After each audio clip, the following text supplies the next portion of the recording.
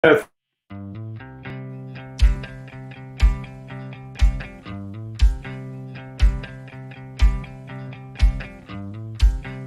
you for being a friend. Travel down the road and back again. Your heart is true. You're a pal and a confidant. And if you threw a party, invited everyone you knew, you would see the biggest gift would be from me, and the card attached would say, thank you for being a friend. Hey everybody, welcome to the Golden Guys. I'm JD here. Just like the Golden Girls without all the sex appeal and not enough cheesecake to go around for everybody. Good having everybody here. Let me bring in Knights while we're doing this. First, let them introduce. Welcome back, Jeff. How are you, buddy? Man, I am good, guys. Feels like it's been a while. I don't know how long it's actually been, but time's strange right now. Time is just strange. Times they are strange. Right? 4th of July. Happy 4th of July to everybody. I think I've seen anybody till at least then. So. How we doing, Mike? Pretty good. Been wrestling the little girl to try to go to bed. Yep, same here. We're having that thing. I've got my wife's trying to get that down. DS, how we doing? Down. She beats me down. Have you tried a full Nelson? I'll do it. Suplex. Yeah, I'm good. I missed the show last week. I watched some of it on the replay, but yeah, I wasn't able. So yeah, it's been for me a couple weeks. Good to be back with you guys. Talk some Golden Age. Let's do it. I've been dealing, so I've been doing some more hustle, and so yeah, it's good to be back. Great. Well, I've been pounding the phones on some retail pages, so got a nice talk to a bunch of Golden Age dealers. We were chatting a little bit about some new prices of some new books that have been setting new records across the board. They've been laughing about it. So we got some stuff to go over. We can do show and tell first. Who wants to go first? I've got a stat.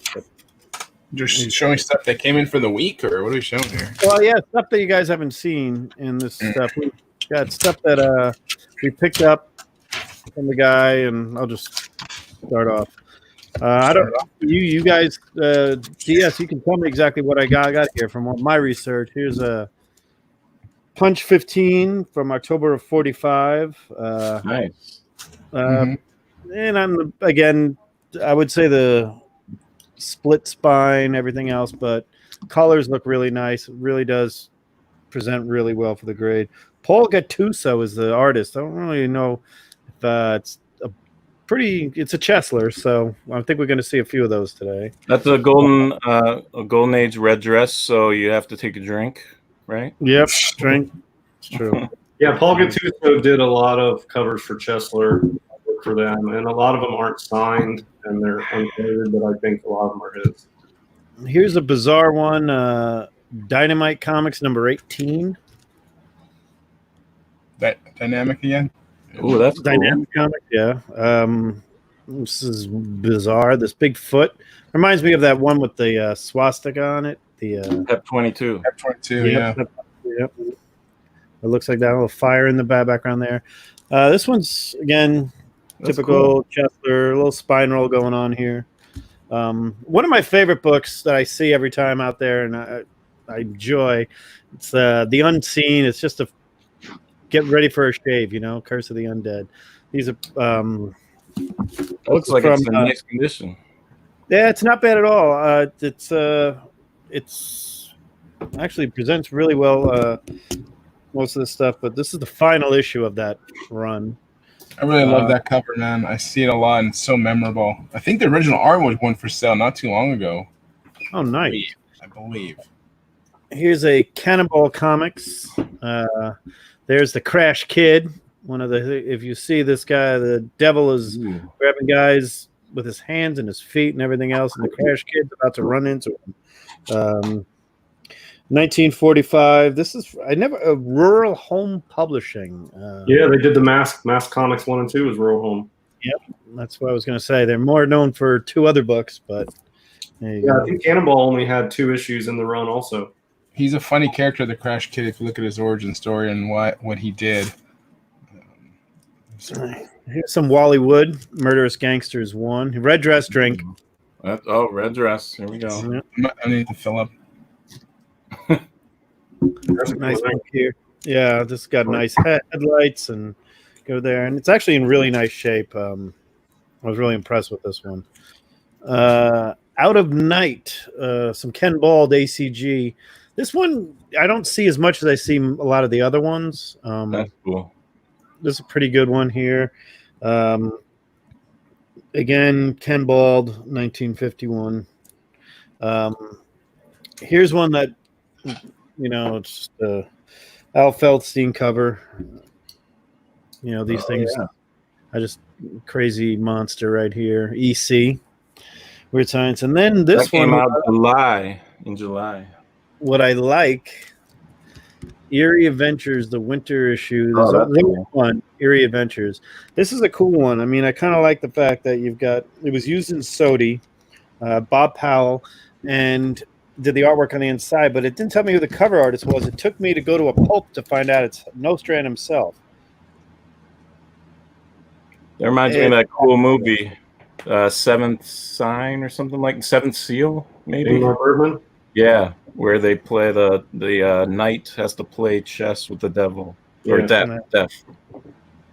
This is a blue dress, so nobody has to drink unless you. Which was swiped in Bill and Ted's Excellent Adventure, I think, too, right? Yep. Bogus Adventure. Bogus Adventure. Bogus Journey, then it would be. Bogus Journey, yeah. Okay. This is the back cover of that book. Pretty good. I've never seen the back cover of that book ever. He was also Ming. Online. I've just never even looked at it. I've just looked at the front. I believe that actor was Ming in the 80s Flash Gordon movie, too. Oh, nice. The Ming would be early Flash Gordon. That would be what's his name? That's Max von Sydow. That's the dude who's playing chess. Yep. So there you go there. All right, I'll hand off right now to DS. There you go. All right, so I had 4 books. I sent you guys a preview. I had 4 books, but the one we're just going to have to picture in our minds, a Chamber of Chills 19, because I posted on Instagram, got DMs, worked out a deal, sold it, payment receipt, packed up, ready to ship. So I don't have that one to show. That one went quick. But that was one of them. The others, I got 3 other ones. They're all pretty big. This is a pretty good week. I'll show you one that came in. I would have showed this last week, but I wasn't on the show. Really, really happy to get this one. This is my second loot find. I have Planet Comics #1. It's a loot find, and then this is my second loot find. Hit Comics 5. Yep. 4.5, off-white to white. Got a cool date stamp on the eye. In red, too, which is cool. Just a killer black cover, loot find, 1940. Yeah, 1940.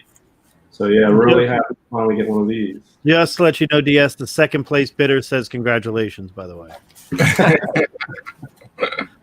So. Hey, I've been second place bidder a lot, so he flat out asked me, "Is DS going for it?" I'm like, "Yep." So yeah, I mean, it actually went lower than what my max bid was. Even I think I got it. It wasn't a steal, but I think I got a decent fair price on that. One of the best evocative Atom Age War covers. This is War Adventures 12. Not credited who the cover is. It's not a Rust Heath, but man, it fits right in with Battlefront 26, which I have. Looks good together. The 2 snow covers, yeah. Oh, you can see the fire in the background from the battle that's over, and the body and the gun. It's snowing, and this guy's got his cup of Joe there, and just a really, really evocative, cool mood cover. Really nice. Really good job. And actually, this looks better than a 5.0. It's got a crease, almost like a pretty deep color breaking reader's crease all the way down the side.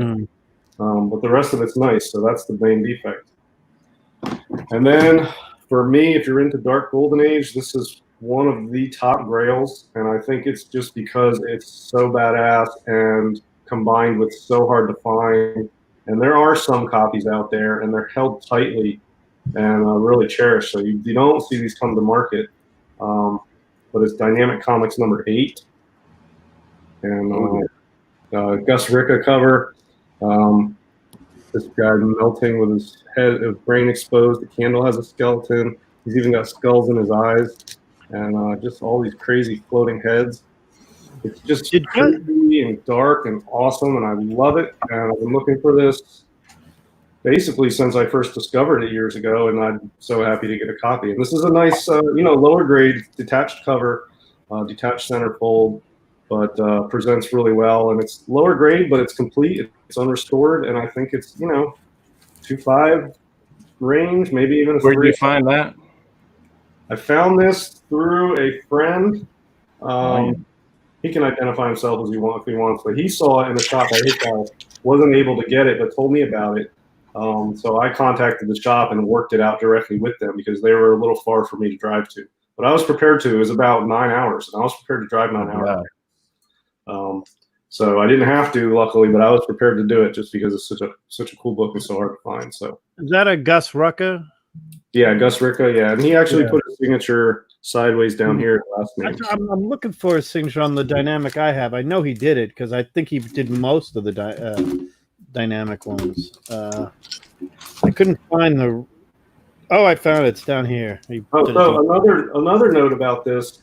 It doesn't have a date in the indicia. I know CGC calls it 1944. I've heard other places they call it anywhere from 42 to 44. If you consider this a horror cover, a non-superhero horror cover, which I do, this predates Front Page by a year. That came out in 1945. So no matter what date you agree with, this predates that. So that's generally considered the first horror cover. This came before it. I've always said Front Page is not the first horror cover. And here's a non-superhero horror cover that predates it. So I don't know. That's just nice candle. I love the candle. That's a skull right there. Yeah, it's badass. So I'm so happy to get that. So this is probably my favorite book in my collection today. Congrats. That's always good. Awesome. That's good stuff for everybody. Is that one worth what is that compared to in your collection that it's like worth the same amount? Value-wise? Yeah, just curious. I don't know. It's tough to put a value on because so few come to market. I mean, I know what I paid, and I felt like that was a good deal for it. It's tough. I mean, I know guys who have low grades that won't part with it for, several $1,000s. It doesn't even faze them. So it's a tough book to come by, and nobody wants to give it up. I know at 1.5, it's a non-GPA sale. 1.5 sold about a year and a half ago. When I was doing some research recently on this for like 2,700. So I don't know how legit that was, but I saw it. I was digging deep online and I found a sale of it on a site that they sold it for that. So I don't know. It's just worth more than that hit you got. I mean, they're probably equivalent value. I don't know. The hit what did the hit sell for? What did the hit sell for? Well, I got the hit for 27 on eBay auction. So yeah, I mean, it's a better condition than the Dynamic. I don't know. I mean, I guess it's whatever one you like better. Oh, they look great together. Both great books. Both great. I mean, that's a great haul right there. Yeah. But yeah, now you see why I sell other books I love, so I can afford these books and keep my collection fresh. Because I can't afford to buy and hold everything, or I miss out on stuff like this. So yeah. Where'd you get yours, JD? Ours came from Lewis got a collection. Bought a bunch of books off this guy. He was just there's a bunch more, but those are the pre-code horror stuff. He's got a lot of old Batman. Is he your local guy? He's a local guy. We have a bunch here in town. But they are not doing my local guys right here. Yeah. They're not doing their hotel cons right now. So instead, what they're doing is they're shooting out an email saying, "I just picked up some stuff, and I'll take a bunch of pictures if you're interested." These guys don't have websites. These are old school guys that just travel from hotel to hotel around the Midwest and stuff, and anywhere from Oklahoma, all the way on up to Minnesota over. Probably about as far as Illinois, but they don't do any of the big. Sometimes they do a big con. One guy might do a big con, but most of them just stick to small hotels or sidewalk sales, as they call them. There's a few of those. How many around. guys would you say, Jeff, that would be your competition for Golden Age collections in the area? It's quite a few. There's a lot of people out here. There's a lot of people in Oregon and Washington. I think Oregon has probably Portland specifically has, I think, the most comic shops almost per capita in the entire country. I think maybe Atlanta is first. I don't know, something like that. Like several years ago, when I had I've heard Portland's the biggest one. Portland it has so many shops, and then Oregon. I'm not saying everyone knows Golden Age because that's very much like a really refined time frame, but there's still people out there hunting for comics in general, so it's still considered competition. Because people are still out there buying that stuff regardless. So it's super competitive, man. It's super competitive out here. So unfortunately, a lot. Yeah, I feel like there's a lot. I haven't been doing Golden Age that long, and I'm not out like running around the country or the East Coast buying collections, so I'm a bit out of the loop.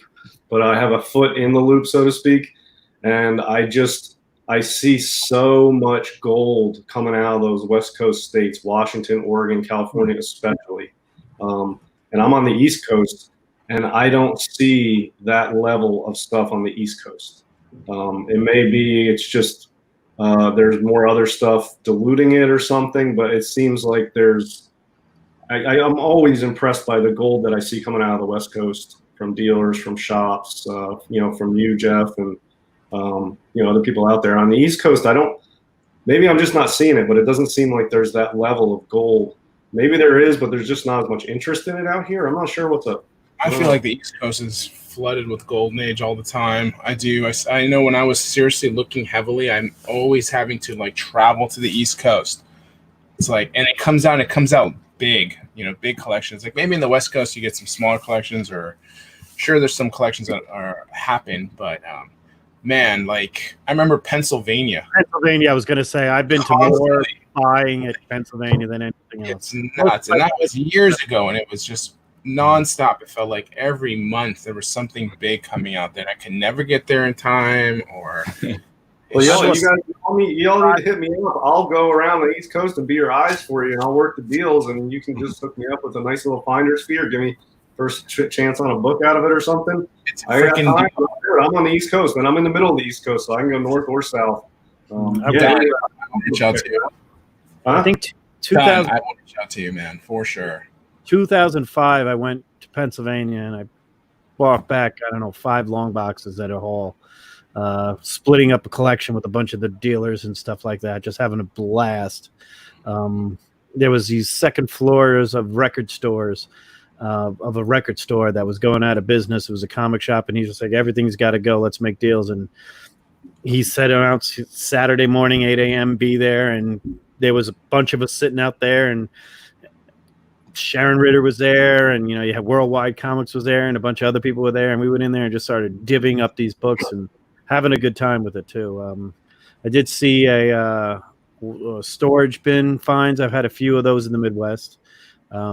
Where I have a guy who buys storage bins, and when he sees comics, he's like, let me give you a call. And I'll be honest with you, 9 out of 10 are going to be 990s Drek, but that's that 1 out of 10 that you find that has this stuff in it.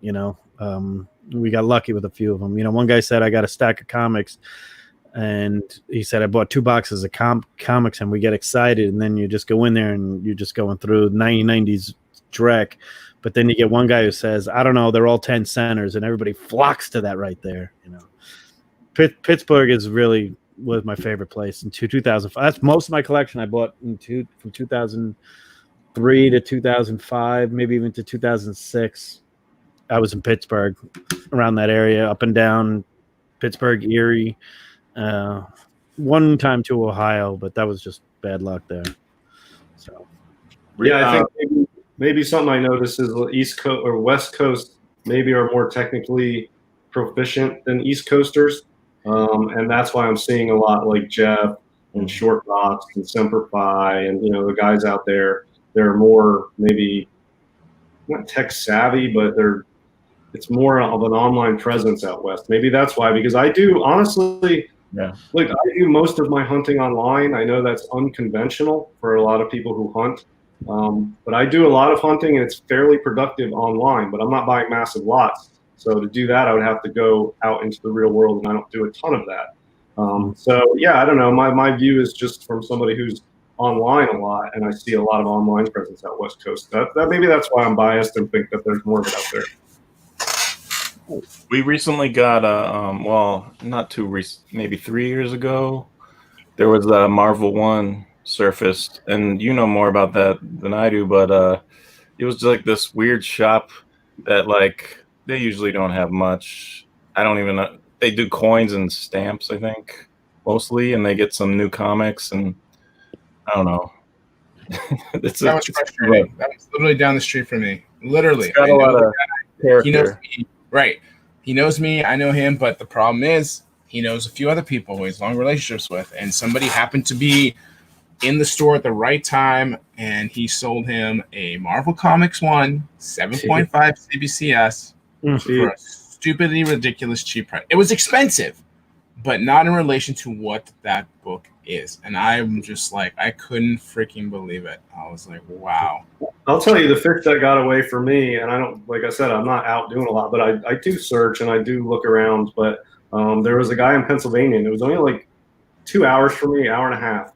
He had an AF-15 and like 7 or 8 other Spider-Man books. And he just had them as a Spider-Man lot. He didn't know what they were. And he had one called Amazing Fantasy Spider-Man. Didn't even really know what he had. And he was offering the whole lot for $5,000. And I looked at it, and the AF-15 to me, it looked like it was BF. So I'm like, I'll come meet you. I can be out there tomorrow. I'll come out there and take a look, and I'm really interested in all of these books. And so I planned a trip to go out there the next morning. And he hit me back later that night and said that he doesn't have it anymore. He went to his local shop, and they sold it privately to a local collector. The shop told him it was around a 7.5, and yeah, $5,000. And it was like ASM 3. The other ones weren't chump books. It was like ASM keys. It had like ASM 121, a 300, like a 15, and maybe like an 11, and some random couple ones that were like, I think a couple of McFarlane's or something after 300, and then an AF-15, which apparently was a 7.5. And so once he brought that into the shop, it wasn't leaving that shop. You know that. If you walk into the shop, 7.5 AF-15, you don't know what you have. You're not walking out of the shop with it. It's not happening. So I don't know. The private collector probably gave him $30,000 for it, $20,000. I don't know, whatever. But I was going to go up there with $5,000 to give it to him. Whatever. Yeah, that was with that Marvel one. It was something like he brought it in, and it was ungraded or something, or it was all raw. This collection was coming from another. I don't want to get into too many details because there's not much to disclose. But it was coming from another state. The guy would come visit, or he would actually go back home, get these comics, and they would come in chunks. He doesn't know when more are going to come. He doesn't know any of that. It just all of a sudden would appear in his shop in like plastic bags, of like grocery bags, and he would just get them in portions. And he had his people who he called. I bought some stuff, but like all the other stuff's already gone long before. But the Marvel Comics 1, man, that was 7.5 CBCS. I mean, that's pretty crazy. And I heard other dealers saying we're mad, like, because I guess the shop that he brought it to sold it, but if he called around to like all you dealers, he probably would have made way more money, because other people were like, that was too cheap, what the hell, and he didn't call me. And no, it was a consignment type concept. When it's sold, the guy got money. From what I understand, it wasn't like he just bought them outright. From what I believe, it was more like, here's this portion, sell them for me, percentage to you, percentage to me, blah blah blah. So, and I know another shop who had an opportunity at that book, but I don't think he knew Golden Age well enough, because he decided to be that too smart guy or too cheap, where you offer too low of a price and you don't even know a good deal when it slaps you in the face. Well, that bit him in the ass instead. I'll tell you what happens to me, though. I mean, this has happened to me 3 times in the last 3 weeks. Honestly, I contact somebody to go to see their lot, and this is like late afternoon or evening or something, and I don't have time till just the next day, the next morning. That's it. And I'm like, I'm interested. Let me come tomorrow. I'll pay you cash. And that night, this has happened 3 times in like the last 3 weeks to a month. They tell me, sorry, it's already sold. I can't get to these things fast enough, man. You know what I mean? And I'm not doing it all the time, and I have a day job, so I don't have 24/7, 365 to be running around doing this. And the ones I tried lately, I can't get there quick enough. And online, I feel like it evens the playing field a little, and I can score stuff if I'm vigilant and I'm diligent on there. So I do a lot of stuff online, and my hit ratio online is pretty good. And in the real world, it's very low. I just can never get to something in time. I don't know how to do it, man. I mean, it happens, but it's just such a low percentage. I feel like I'm a cheetah on the plains of Africa with a 10% kill rate. It's not effective. So some people though have a skill like Mike Carbonaro. I don't know if you guys ever met him, but like if he starts talking to someone, I don't know, he just like he gets them to give him a collection. He keeps going and going, and he doesn't stop talking, and I don't know, somehow it like seems to he gets a lot of deals or gets a lot of stuff, or he just knows a lot. I don't know him too well, but like he definitely has some hustling kind of wheeling dealing kind of skills. Look, it's a skill and an art to be able to pick up collections, and it's not something I'm very well versed in or very good at. But people who are good in it make their living doing it and can find awesome stuff. I mean, Jeff, you've picked up some collections that have blown my mind, honestly, in the last since I've known you. And I'm always impressed when I see somebody score these on a even semi-frequent basis, because it's a skill and an art to be able to find good lots. Like everybody can find lots of 90s books. You can go. Those are easy, but I'm talking like legit valuable, especially with Golden Age, good stuff with keys, Silver Age. Man, the guys that can do that on a consistent basis, it's so impressive to me, because I feel like it's a skill and an art, and it's innate and it's learned, and it's impressive. I'm always impressed by it. What do you think? Does Mike Carbonaro have like? I feel like if he could get someone on the phone talking to him, he would just say a lot of the right things, like a car salesman or something, to like get that person to almost screw over any other guy that he promised maybe a chance to look at it first. Like he would just say the right things. I don't know. Like, what do you think? Yeah, Mike will wear you down in some situations. He's lovable in other situations. He's annoying in other situations. You're not going to hit on all fronts. But what it is he is probably one of the hardest working guys on the floor. Yeah. He hustles. If there's any type of whiff of a collection, he's going to go that extra mile and find it. Plus, he's super passionate about it. He's got a lot of history. He's got a lot of knowledge. So once you get him going, he will try to make something happen. And I'm not saying he's always going to get a good deal either, because I've seen him also get burned here and there. But for the most part, yeah, like I said, Mike's got a lot of positives, a lot of pluses to him in the way he works. He's been around forever. And again, if you have a passion for it, it sometimes resonates.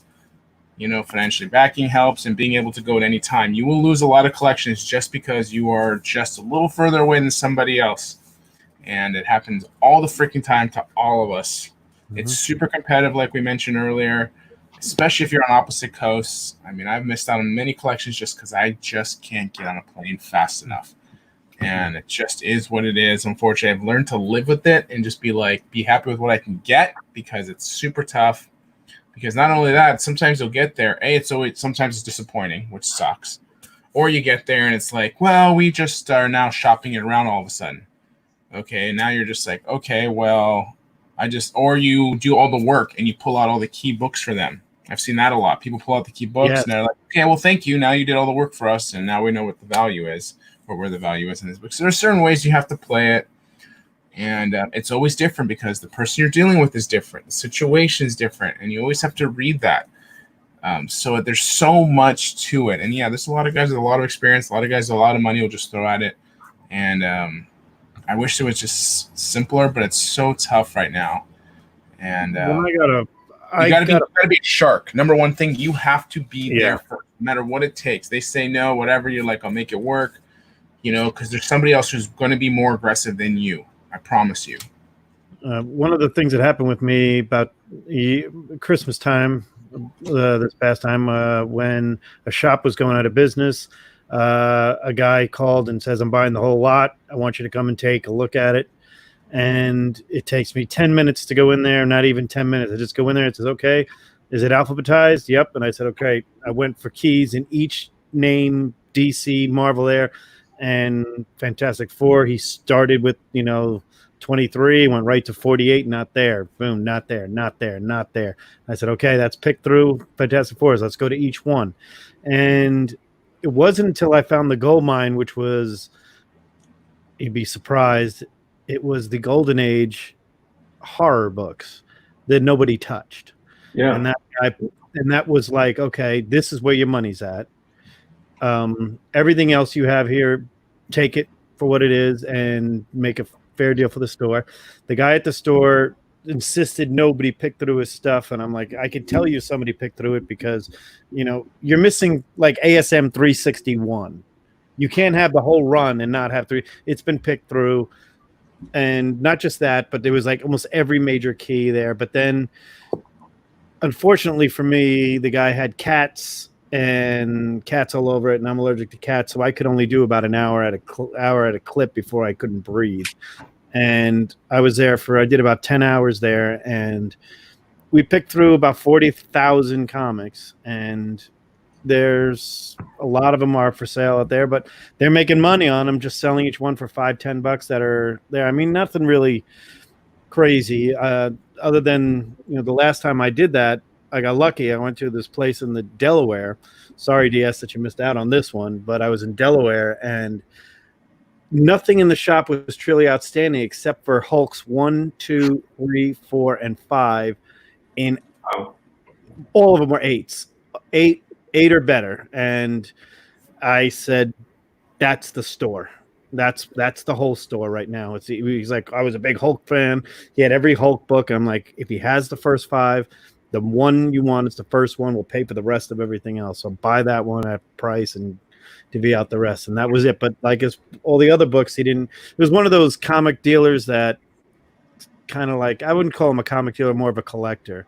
There are some comic shops, like I tell this one comic shop guy owner here is, what do you have in your PC? He says, nothing. Everything's available. And that's a guy who's successful here in town. He gets rid of everything. And I mean, he constantly upgrades, calls me when he's got, something that he's upgrading here and there. And I got my Journey to Mystery 85 from him because he got a 7. So I said, all right, I'll take your 5.5 off your hands.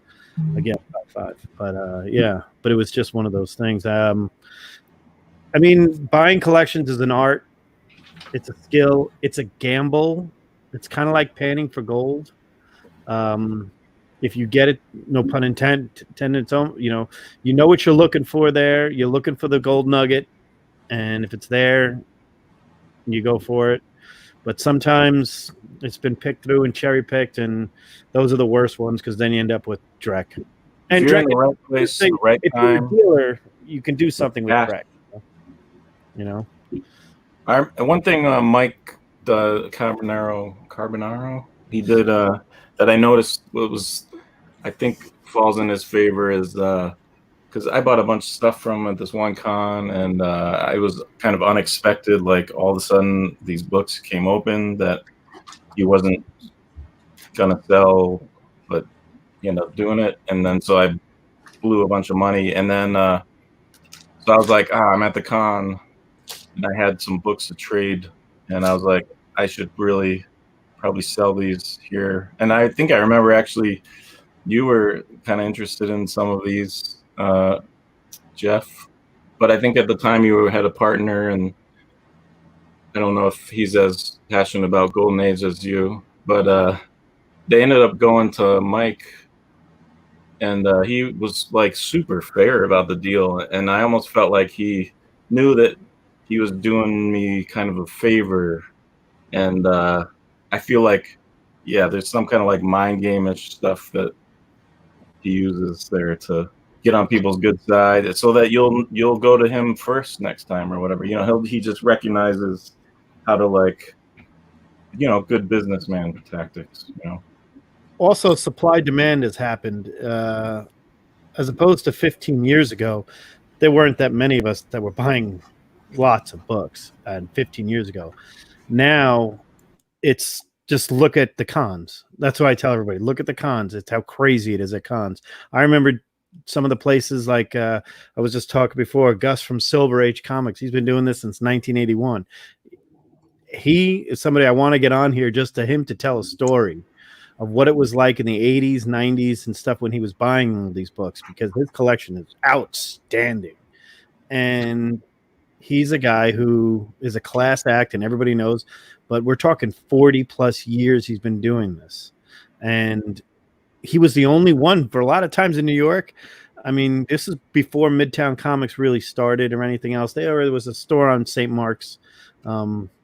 In New York, it was a big competitor, and there was a few other ones, but he was the big one. And it was a different world happened when it became popular in the 90s and then fell when it came back up. I mean, it came back with gangbusters on in mid 2005. And I'm going to say the CGC, CBCS, PGX slabbing thing changed the game as well.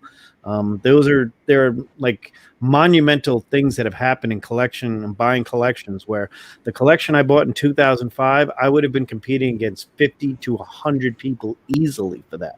This was an ad in a paper in one of the comic online papers, which was like that you well, not online, not like the internet, but like you'd get it, and guys got a collection for sale. You'd hear about it and drive out there and go see it. Nowadays it's online. People can buy a collection online and just say ship it to me, you know. It's pretty impressive right now. I would say that the buyers are there. Yep. RIP St. Mark's. St. Mark's Comics was one of those that when they were doing their going out of business sale, that was the definition of cherry picked. hey Jeff, would you say if there was someone who wanted to become a dealer and he just had, I don't know, $1 million or something, and he just started like paying more than everybody, how long would they like? Is that a good strategy too? If you have money, people who tried that and failed. Yeah, there's people who throw money at it. There's a guy in my area who just jumped into comics because he's super wealthy and he has a lot of success out here, and that's kind of been his thing, and it's worked out great for him because he doesn't feel like he has to sell anything, so he'll buy at the right price. And he'll wait because he can. If you're going to do something where you're going to have overhead consistently, like a store, and you have only so much money, and you feel like you have to move things, that's different. But if you can just throw money at an investment and just watch it accumulate, and then have that grow your brand, because once you spend your money and you sold your books, you still have to get them again. So you kind of have to build email sheets, you have to build connections, there's a lot to it. I mean, like I said, you can throw money at it, but you got to continue rolling with success. So, and then what's your outlet afterwards? Are you now going to be a primary seller? How? Through your website? Are you trying to push your website? Or are you just trying to invest money? And I mean, like, again, money helps, but so does knowledge. And you still have to find the stuff. So if you, again, have the money and you can just hold, there's plenty of stuff we know we could buy today and know it's a solid investment. We know that. We could buy these books today, wait 5 years and get a pretty decent return on some stuff, or even less. You know, just buy them now, 5 years, and if something hits even better, great, bonus. But we like playing the game, right? We like the hustle. Yeah. We buy something, we'll flip it when it gets hot. We'll put money into something else. So, I mean, it's a long answer, but yes, you can buy your way into this. You can also hurt yourself if you don't have the knowledge when you're buying. So that's the big thing. Yeah, and sort of what you were saying, Jeff, is sort of what I'm doing. I'm not a dealer, but I sell. For the number of books I have on hand at any given time, I have a large percentage of those I'm selling. So it's for me in my little bubble here, I feel like I'm selling a lot of books relative to the amount that I have at any time. But in the grand scheme of things, I'm not some big seller. But what I try to do, and I'm getting better at it, and I'm making progress, is sort of hustling and flipping my way up the ladder to bigger and bigger stuff. And I started like 5 years ago with a long box of '90s comics and '80s comics from my childhood, and $500. And now I've got some legit books. I don't have anything massive, but I've got a solid couple boxes of books worth a couple thousand each. So it's legit. And now I'm picking up books that are a few thousand. So I'm trying to be smart and savvy and hustle my way up the ladder without my day job pays the bills, and this is just its own separate entity. It's If I had $1 million, it would not be hard to find stuff to buy, but I feel like it would be exciting to be rich, but then the game would lose a lot of the excitement for me, because I really enjoy the hustle and the challenge. And then when I am able to accomplish something and get that next rung on the ladder and get a terrific 5 or get a starting 49 or a dynamic 8 or hit 5 or something, those are big books for me that 3-4 years ago were just pipe dreams, and now they're legit. So now I'm trying to work up to, I've been thinking maybe buying like a major Silver Age key as an investment, like a Hulk 1 or AF-15 or something. I'm not, I'm not hit with the prices right now, but I'm at the point where those are within reach. I'd have to make a couple moves, but I could do it now. So it's the challenge and the excitement for me is that. But yeah, I mean, if I had $1 million, there would be no shortage of opportunities out there, I feel like. Yeah, I was a big seller of the keys, the Hulk 181s. I sold my FF1, but I mean, that was the one I still say to this day I should have kept. It was a 5.0. I mean, again, at the time, I did better than what I got it for, obviously. But, going back and buying books in the 90s and 2000s and then realizing the price value in 2012 was what I kind of think that's the turning point. I always call 2012 as a key moment when I don't know if it's the Avengers movie or something happened, but everything went nuts at that point. I mean, that's the start of the $1,000 Silver Ages in lower mid to low grades. The AF-15, I remember $4,000, and then a year later it was $10,000 for the same book, and that was people were buying it then. And now we've seen those kind of plateau a little bit. In my personal opinion, I think Silver Age keys have plateaued. At least the big ones have plateaued, which is a good thing. And I think a lot of us, at least 3 of us here, know about the Bronze Ages are as hot can be right now. They are very good. And the Golden Age is just, we were talking about this. I was talking about this with Lewis the other day, and we've thought due to the COVID or the economic crisis or anything that was going on would hurt the Golden Age. But I have seen some of you guys yourselves have had some great sales on this stuff. I've sold some great opportunity. I sold some books that I paid $100 for a couple of years ago. I sold for $400 to $500 and for 5, 6, 7, 8, 9 times their value what I paid quickly. And that's one thing to say is that if they give us stimulus checks, we're going to buy comic books. I haven't seen anything gold slow down, but I haven't looked at the prices, but those big auctions, I felt like I saw tons of multiples of the kind of like lesser keys, the like spec books, the like, Fantastic Four annual Annihilus. A 6, yeah. That kind of thing. I like 3 of them. 50 of them, for sale at once. Like I mean, have those prices gone down at all recently? Yeah, I mean, availability has gone way up. I did when I first started doing shows. I went to a con, and I bought 3 annual 6s, one for $32, one for $25, and one for $40. 6.5, 7.0, 6.0, sold each over $300 really quickly. I waited for the hype because that's what it was based on, and it's what. The weird thing is what makes something a key now is an outside source. Disney Plus saying they're going to do a series now on the sword. So everybody's going to go crazy for sword books now all of a sudden or something. But we don't know if that's true or not. Or the Inhumans are coming back. Or yeah, the spec market is sort of immune to there's various markets at play here. I mean, there's there's Silver Age key market. That's one distinct market. And I feel like that over the last couple of years, honestly, has plateaued. The bronze key market is another separate sort of market. And the top end books in that are down like 25-30% off of their highs like 2-3 years ago. For real, no joke. Yep. Whole 181, I remember having an 8.5 and I sold it for $5,000 and it took me like 10 minutes at a con to walk around the dealers. And now an 8.5 is like maybe 3,700. I don't even think it's 4,000. I don't know. But those are down. And then the golden age market, man, I don't know. That's just, I feel like the supply has increased. There seems to be a ton more books in the market lately, but the demand is just gobbling them up. I don't feel like it's like people are like, hell yeah, let's crank up the demand. Let's really go to town.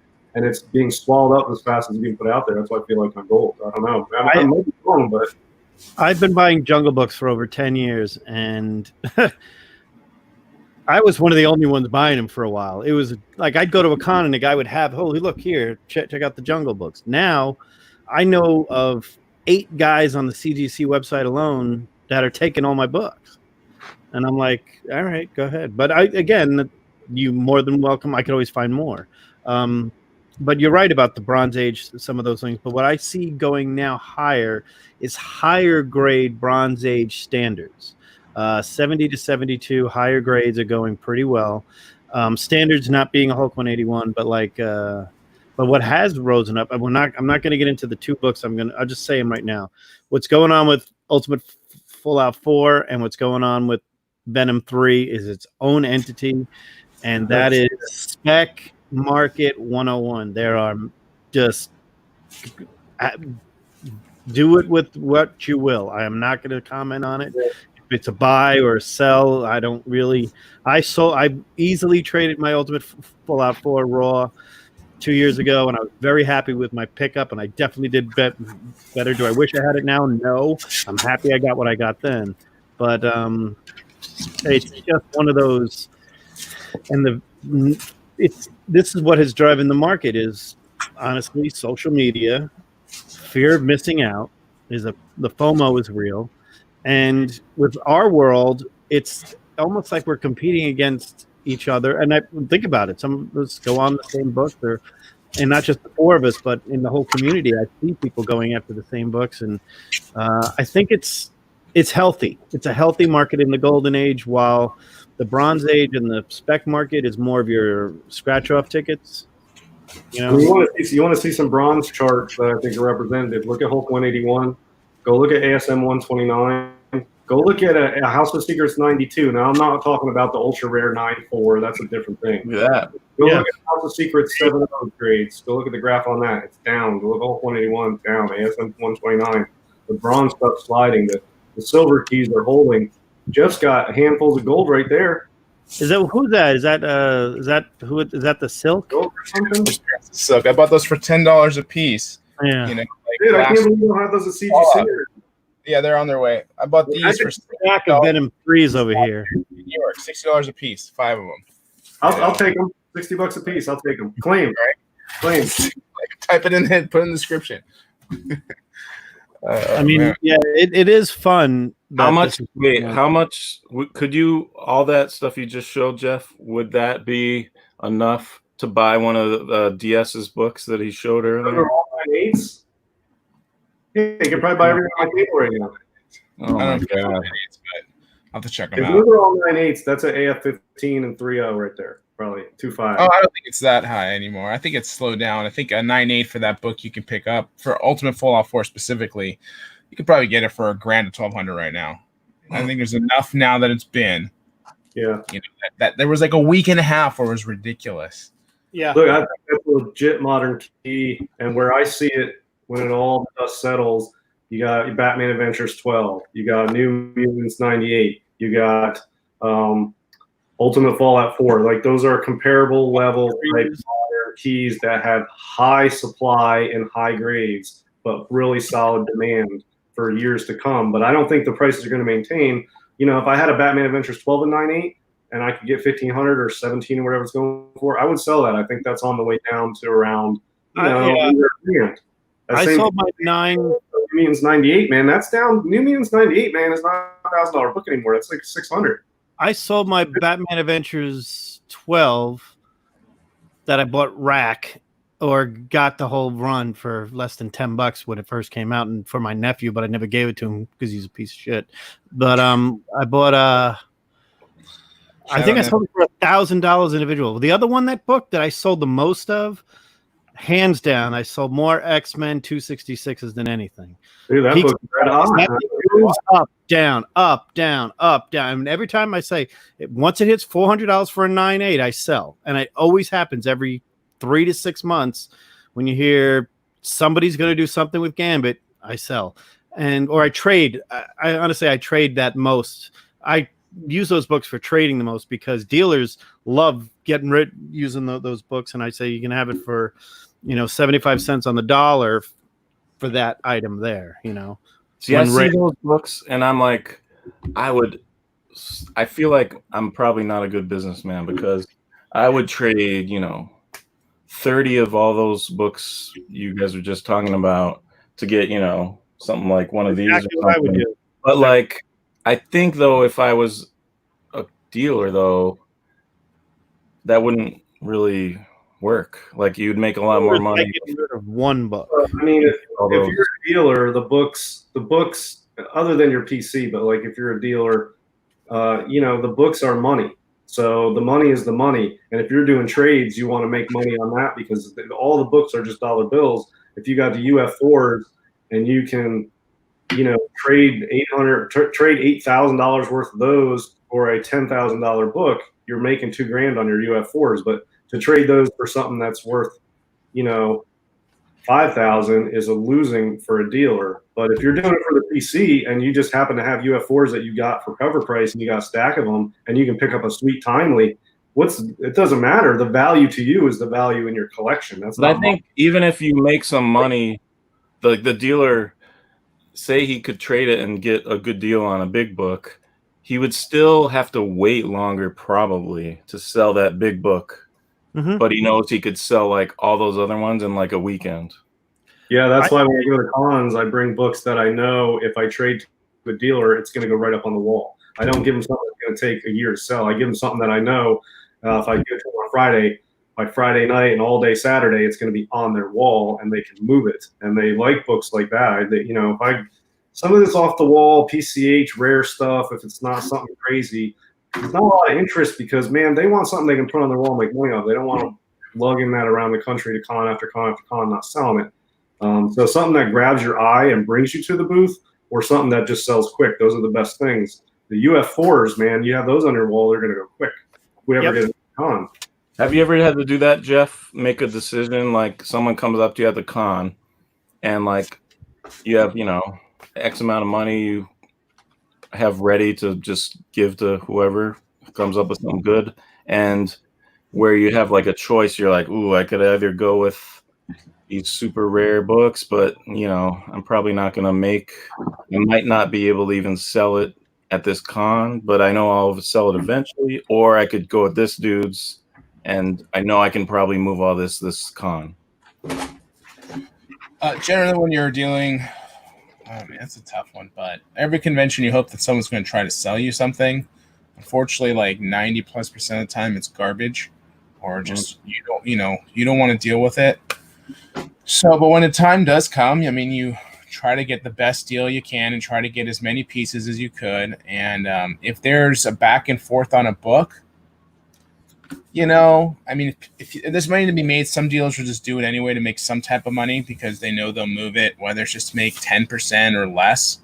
They'll know they'll move it. So it's a cool book. It'll bring attention. They like to be that person that has cool books. There's those people who also go by the persona that they always have great books. So there's always that image you have to portray for some dealers. Other people are cheap as poop, and so they just won't give you anything. So it's going to be a case-by-case basis. For me, I tend to also look as a collector, so sometimes I'll pay up a little bit more just to get the book. If I get lucky to even be offered a book that I'd want in my personal, because it's just not always the case. So I would say it happens every con, every big con, you'll get approached.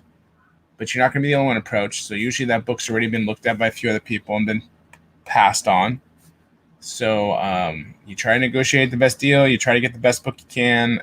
These are all obvious statements, obvious, duh. But sometimes you just got to step away, man. Like, nope, it's just not right for me. And I've had to do that. Like, thank you for showing it to me. If it's still here at the end of the con and this is the number you can do, great. Otherwise, I'll take these guys for less. And though it might not be a $2,000 book, it's like 12 $75 books I know I can flip for $125 quickly. Right. And I will do that, Yep. That's one of the best things about a con, I think, is the mid-tier is the best for everybody. I like when Dave and Adams picked up that Venus pedigree at Baltimore. They had a stack of books. The guy came over with that book, and I'm like, and I knew once that book came out, he was the first one to see it. He says, I'll take it. And he said, that's going to bring a lot of attention. Plus, I'll get these other books. And he made a great deal for that book.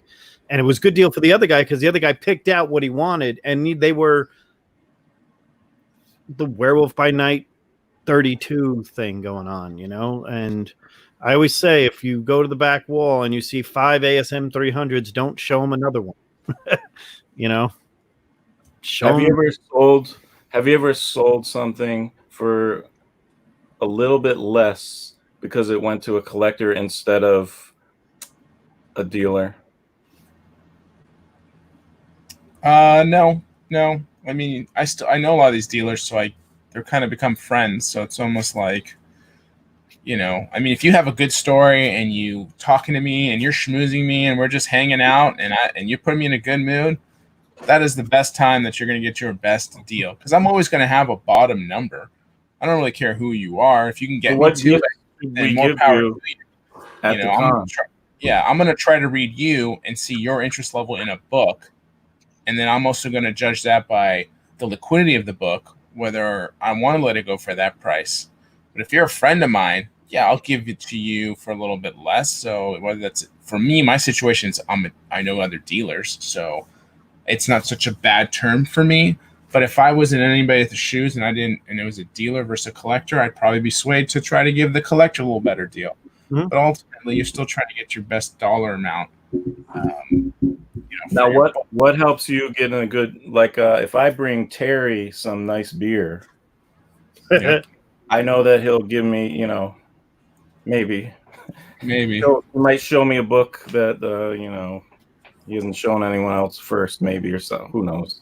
But what would be your non-comic thing? Just being polite, genuine, and not poking my rack. Okay, not leaving your soda on the top of my boxes. But yeah, just look, I'm pretty friendly. I'm pretty open. I try to engage with people who come by. That's another thing that Carbonaro does so well. He engages everybody. He doesn't just sit in a chair behind the booth and let the books do the talking. Sometimes people need that comfort level or just for you to come in or feel comfortable to even come to you. So like I said, I'm pretty easy to approach. It's just have a conversation with me, be honest with me, and let's talk about it. And don't insult me with a bad offer. That will automatically turn me off and almost counter back with something higher than the asking price.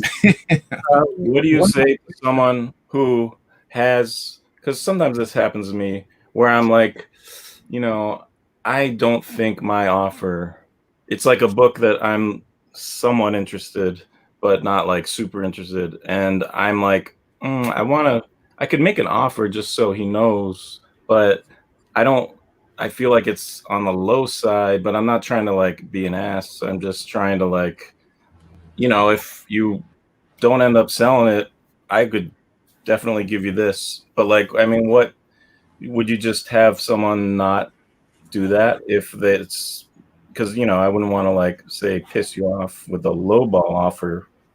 Just the way you said it was great. Hey, just, you're having a genuine conversation with me. Okay. And you're, giving us some prerequisites of what, before you approach me, you're not just I'll give you 50% of sticker. You know what I mean? You're just like, hey, this is what I'm interested into the book for. If it's something you do, great. Or we can work, if we could work from there. Is kind of how I see the value of the book, and either that guy's not going to take it well or he will. So you don't know with everybody, because there's a lot of personalities in our collectible. A lot of dealers are eccentric, if you will. Some are normal, some are abnormal. It's just what it is, and that's across the board for any scenario or collectible.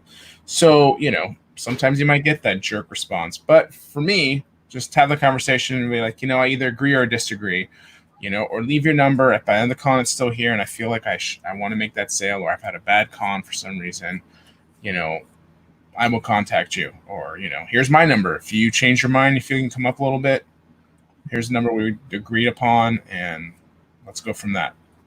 Yeah, I usually on Friday will say, like, I know this offer's too low. I know you're not going to take it, but I'm just throwing it out there. I'm going to be here all weekend.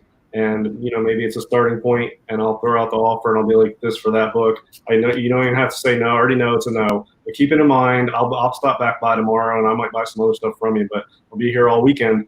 And then I'll go back. And last year, since there haven't been any cons this year, last year I was at a con. I did that with 2 dealers on 2 Golden Age books. One of them didn't budge the whole weekend. And I went back a couple times each day, and I would shoot the breeze with them, look at some other stuff. I think I bought a couple small things from the one guy. And the one guy didn't budge at all. He still had it on Sunday, and he just wouldn't budge. But I hit him up again right before I was leaving. The other guy, Sunday came around. He was willing to come down a little bit. He didn't come all the way to what I wanted, but he was not offended, because he knew when they saw me, I could almost see on Sunday when he still has all these books, and now he's thinking he's going to have to pack all this stuff up. He saw me. He knows, hey, I can make guaranteed sale to this guy. I know he wants this book. Let me see if I can just get a little more than his offer. And I got a really good price on that one book from that guy. And it's because I went there every Friday, Saturday, a couple times. I shot the breeze with him, and he's a cool dude anyway. And he did come down further than I think he would have if Friday I just tried to work out a deal. It wouldn't have got to that point. The other guy didn't move at all, but he wasn't offended. So I like throwing out, I wouldn't call it a lowball offer, but it's like the very bottom rung of fair market value. Like when you really want to sell the book, and you'll take the bottom fair market, like at the bottom range. So that's not lowball, but I usually throw that out there with I know this is a no, but I'm throwing it out there just so it's in the air for now. And I'll do that, and I've had some success with that. But when for me, I don't mind people lowballing me. I'm just happy to tell people no if they lowball it. But I always leave room on my prices, and I feel like most of the other guys do too. And you very quickly can find out the guys that don't, and they just sometimes have so much inventory and such a presence in the marketplace that they don't need to cut deals. And you guys know some of the guys I'm talking about. They don't need to move prices. Like, why should they come? They don't even. It's almost like a waste of time resource to negotiate with you. They have other stuff that's better to do. They don't have a problem selling books. They have massive stuff. I mean, a huge presence. I don't usually waste my time making offers. If they have a good book that I want at a price, I'll buy it. But otherwise, I'm not wasting time with that. So I don't know. That's just from my point of view of it. I kind of do the same thing. I go to a guy in the beginning, and sometimes I have a book here that I want it actually happens where a while back I broke my leg years ago, and I was shattered it, and I was in a cane for a year after being in crutches and everything else like that. And I went to a guy, and I was easily recognizable as the guy with the cane. I went at the beginning of the con. I say, I'll give you $1,500 for those 2 books. I know that's not what you're asking for right now. Those are the 2 books I want. That's my price. I'll be around for a couple more hours. It was 1-day con, and it was and I'm walking around, and I do the drive-by, walk by around with 2 hours left to go, and I walk, and I don't make eye contact, and I go towards this other booth, and I grab the same book that I was looking at over there that was in a lower grade, and that guy just came over and tapped me right on the shoulder and says, okay, let's make this deal. And I ended up with this and 2 signed, and then I think this was the other book and one other book, and I forget what it was. It was just a good deal. But this one here is the one that I got raw, and I made it into a 7.5. He had it as a 6, and this is the good pressing by the CSS. My first time I ever did it with them, but You never know with these cons because, like, just an example. I'll give an exact example. Jeff, you were there with at the time, I think, when in Red Hood is one of those guys where I say I go with I'm with Lewis or I'm with somebody else. I say, okay, so let's make this deal, and we get together, and I said, what books are you interested in? He pulls out his, and I said, okay. We just hand him the books and say, tell us what you give us for this. What can you do on that? And either it's a yes or a no, and that's the best way to deal, in my opinion, is cash right now, team up. The more, the merrier. More books you take off his wall, the more he might be interested in cutting down on there. And you might get a great deal on one of them, and you don't really care. He's going to go through each one and says, okay, 1,200, and the list price is 2,000. It does happen. And that's one of the advantages of buying bulk cash at that moment. And the invention of PayPal, unfortunately, some of these guys have to pay that 3% no matter what. Anthony and a bunch of these guys, no matter what they do, they have to take the 3%. Well, and I'd like to hear what Jeff has to say about this, because when I go to a con, I don't do the bundling. I think that's a good strategy, but I'm not trying to buy more than a couple books. So I'm looking at big stuff, and I don't really want to bring like 12 grand in cash with me. I know that would be ideal for a dealer if I just whipped out this thick wad of 100. But what's the best way if, like, I don't want to bring 10 grand in cash in my pocket to walk around the con. So what's the best way? I usually have some cash and I can supplement it with like PayPal, but also have a credit card or something. I mean, Jeff, what do you prefer? Like, what makes you happier, more willing to make a little better deal for somebody that doesn't have all cash on like a big book? What kind of payment? PayPal, friends and family. Okay. Which even then, it doesn't really make that much of a difference. But cash, man. I mean, like I say, bring as much cash as you can carry and have it ready. And if you don't have to use it, fantastic. Yeah. But it does have some leverage for a lot of people. So I'm not saying that the person won't sell to you, but you can work out a non-cash price and be like, well, if I can get some cash, what's the best you could do? Maybe they'll go even lower. Who knows? So plus some places charge tax, which is like, yeah, don't get me started. Odd, right? So you pay a fee for credit card purchases, though, right? What's that? When you get when somebody buys with a credit card, you always have to pay a fee, don't you? Yeah. Pay fees for that. Depends on the amount. If it's really that much, yeah. If it's not worth me like talking about 3% and renegotiating, but you know what? Also, sometimes there's bad reception in there, and you can't even take a card or do that. So sometimes you're like struggling, and you just want this deal done. You've been to C2E2 where there's no reception anywhere. There's a lot of concerts like that, and people don't want to pay the ridiculous $100 a day for Wi-Fi. So cash, just like I said, you're safe with cash, and if you can work out a deal without cash, but then great. But at least if you have it there for yourself, and I know you don't want to carry it around, but a lot of people are. I'm dating myself, but we used to bring traveler's checks. I'm not kidding. We did. Don't you dare give me a traveler's check. No, back in the day, that was a big thing. People were doing those $100 Amex checks. It was very common. I usually bring a personal check with me, and I've yet to use it because I wouldn't even offer if I could pay with a personal check unless it was like Jeff or somebody that knew I was good for it.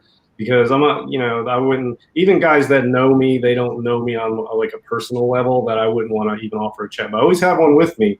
So if it is a dealer or somebody that's there that knows me well enough to trust the check, I will use it. But other than that, I have cash and PayPal, but I have like half and half, and I try to use cash.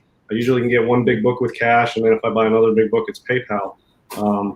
But yeah, I mean, I'm just looking for a couple things, and I don't dig through boxes. I look at wall books and I try to make a deal, and I'll bring stuff with me to trade or just hustle on the floor to other people I know that are there. But yeah, cash is king. I try to bring enough of it at least. Yeah, the bundling concept's great, by the way, but it's like that does start taking away the money you have for convention. So you might be at a booth that's got nothing but expensive books on their wall, and next thing you know, you're bundling stuff, and you're like, okay, well, now I have to sell this book to recoup some money. Yeah, well, the problem, I stop by Gator's booth first usually at any con. What are you gonna bundle there? I mean, I'm looking at like the first thing I see is like he's got National Comics 16, Terrific Fives, and Brick 6. I mean, there's no bundling for me. 4 of them on the board. Yeah. I'll go there first, and then I'll hit like some of the other ones. And yeah, I don't bundle because I can afford maybe 2 books usually at a con. That's what I'm looking for. I try to bundle books like a good one and then some stuff that's not hot. Yeah, well, one of the things I do is it's strange, but when I go to a con and I see a book, I'm like, that's an upgrade for me. I could use that upgrade and sell the other one when I get home. And I think of that all the time. If I want to upgrade, there are certain books I like to keep upgrading, going up that ladder and such like that. And that's something I do more often than not. While I'm bundling, I'll say that's an upgrade. I could sell that, make that 600 right back there. I got 200 in it, sell for 6 I'm just doing the math in my head. I guess, okay, this is a no-brainer. And a lot of the dealers, whether it be who I contact, or who we all see at every con, a lot of them, it's kind of like you've got to they eventually they know who you are. They talk to you. They kind of know what you are, and they know you have a good rapport with them, saying I'll be back around or looking around, or they might pull something out, and you never know. Like there's one guy who said, hey, I'll never forget it. It was Dale Roberts. I'm going to shout him out. Dale Roberts flat out stopped me at a con and says, I found that book you were looking for. And sure shit, he had it. And I'm like, he goes, I got 200 in it if you want this. And I said, yeah, I'm going to hold it for me. I'm going to come back and get other things. It was perfect. Worked perfect for me. It was a $500 book, but it was a book that that's just hard to find. It was not so much the price with me. A lot of the books I go for, it's the rarity of it, actually, the weird, bizarre books that are hard, like Voodoo 11 or Voodoo 14 or one of these old books that are just harder to find. 3 or Wanted comics or something like that. Just something bizarre.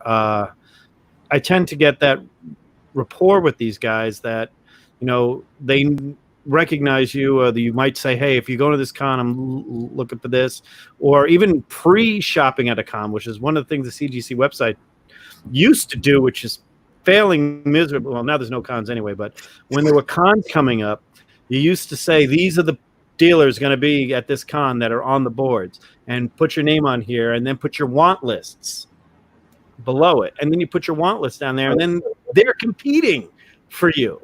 And I'm not kidding you. Come to, and it worked out really well for a lot of us back in, say 2009, 2010 was the high point of that. Well, it went on to 2004, 14 even, but the boards have kind of died down a bit because of Instagram and Facebook and stuff like that has changed the game really, because there wasn't Instagram.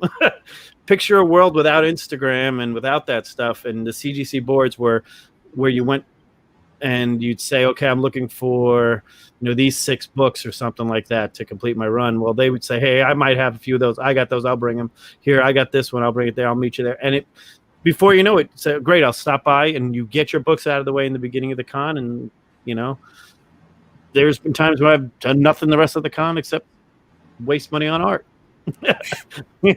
Buy art. Art hunting is my favorite thing to do at a con, but that's dying down because now it's the same 6 dealers. Now it's all internet now.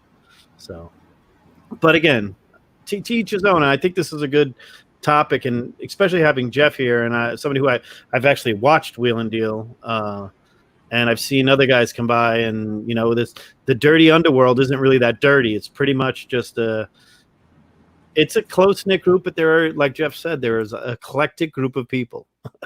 There are very different types of dealers. And if you know how to deal with one guy, it's not the same way. Like, I don't deal with Reese the way I deal with Red Hood, and I don't deal the way with Harley like I do with, let's say, Rich from Bedrock City or Teddy from Superworld. There are some that, hey, how are you? And others saying, what do you want? What do you got? There are those that point out, would you bring, like I get a lot of times at the cons, I'm known around the hotel cons as saying, what'd you bring us? What goodies did you bring us? and I'll be willing and dealing right then and there. And it'll be like, here's the Silver Surfer 1 and 7.0. Here's this, and they love those books. And I'm like, okay, get me this weird Frazetta or something like that. And you never know, because it all depends on who you are. Remember, consumers are as well known to buyers as to dealers as we are to dealers. You know, dealers know their regular buyers. Dealers, they know them, so they feel more comfortable with them. And especially if you have somebody who, you know, you've been dealing with for so long, like this guy Mike, I've been dealing with for so long, that he knows that it's just going to be, we're going to do a deal. It's a joke. By the end of this con, we're going to do a deal on something. I'm going to find something for you to do a deal on. But I think that's great. I think it was a great topic. You want to get that spinner rack going? Yeah. Well, yeah. The last thing I'm going to say is I'm really looking forward to doing a deal at a con with Jeff, because I only do Baltimore and Heroes, and he doesn't do Baltimore or Heroes. So I'm waiting for the day that we will meet up somewhere one of these. I think you should go to C2E2 when it comes back, just because I think the next time C2E2 goes, the dealers are going to be out in flux. The first big con is going to be the line to get in. The line to get in by the dealers on that Thursday before to set up is going to be 3 hours, 4 hours, 5 hours. Yeah, I'll make one of those sometime. It'll probably be a C2E2. Smile on any dealer's face, you know. I don't do a lot of traveling for cons. I go to Baltimore because it's right by my house. I don't even have to go to a hotel. And then I go to Heroes, which I have family there anyway. And me and my girlfriend go down there for vacation, and we schedule it around Heroes Con. So those are very convenient, and they're very awesome cons too. They're top notch. They're books, they're cons, and most all the major dealers are there. There's quality Golden Age books at both of those. Yeah, so, Jeff, I want to know why you don't go to Baltimore. In my opinion, I've been to Baltimore. I just didn't go last year. I've been to Baltimore. I didn't go last year. Yeah, I think 2 years ago you might have been there, but you and me weren't on we hadn't met yet officially. Yeah. So I probably saw you and didn't even know. And then last year you didn't go, and I don't think you go to Heroes at all, right? You don't go to Heroes Con. Yeah. I was going to go to both this year, Heroes and Baltimore, but we don't need to discuss that. We all know why. That's not happening. Another con that I like that is kind of a gold mine is Planet Comic-Con. It's right after C2E2, and all the Midwest guys do that one. But it always runs parallel to the one in Anaheim. I forget what it's called. The one in what's that? WonderCon. Yeah. It's always parallel to that one. You get the Midwest. I don't want to travel people, and that's a lot of.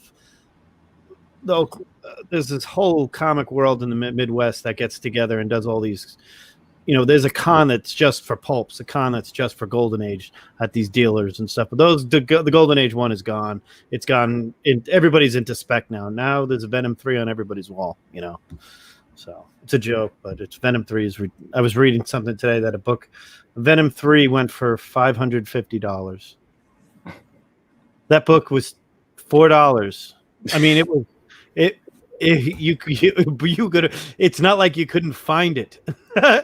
Maybe I'm just getting old, but I have neither the energy nor the inclination to keep up on the pace of the modern stuff. I can't do it. I mean, I'm not kidding. I'm selling my Venom 3s because I read them and I feel like stupid. I'm like, oh, maybe I won't get a 998 on this one. Who cares? 9.2s are going for 200, you know? I guess I could do enough research and keep up on the news and stuff, but I feel like that, honestly, at a baseline level, diverts time from eBay searches for silver and bronze and gold.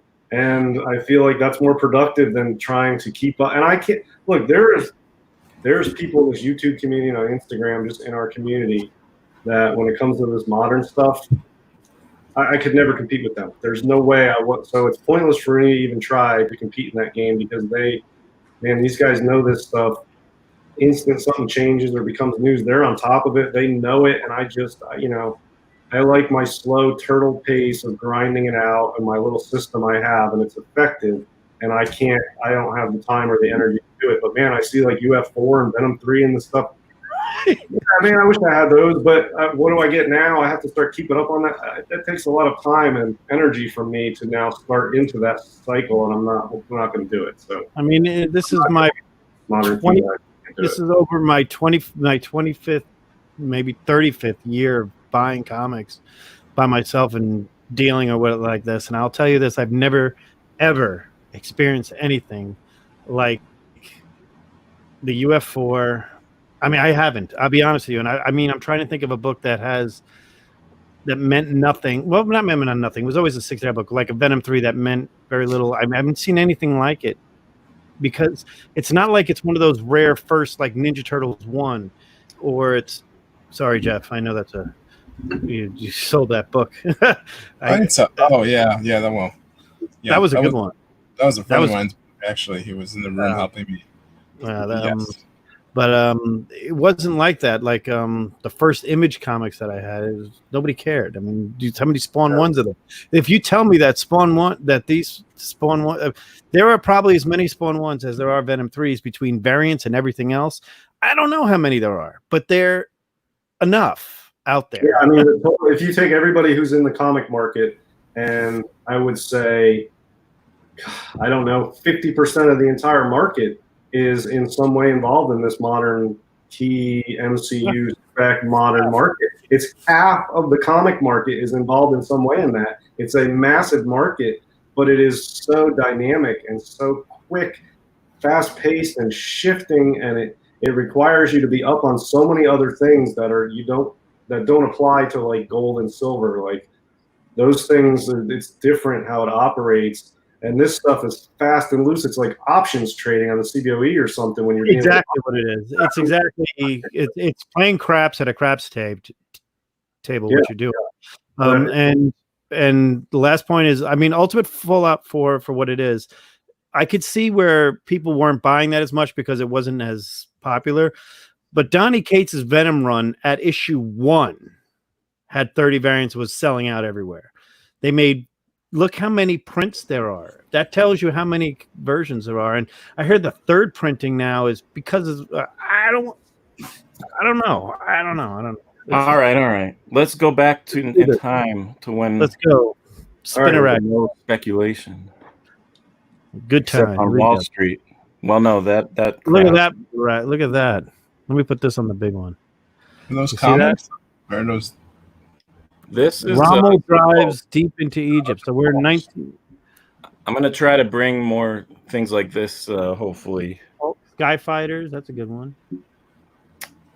Oh Jesus! It's mostly Here we go. Oh my God!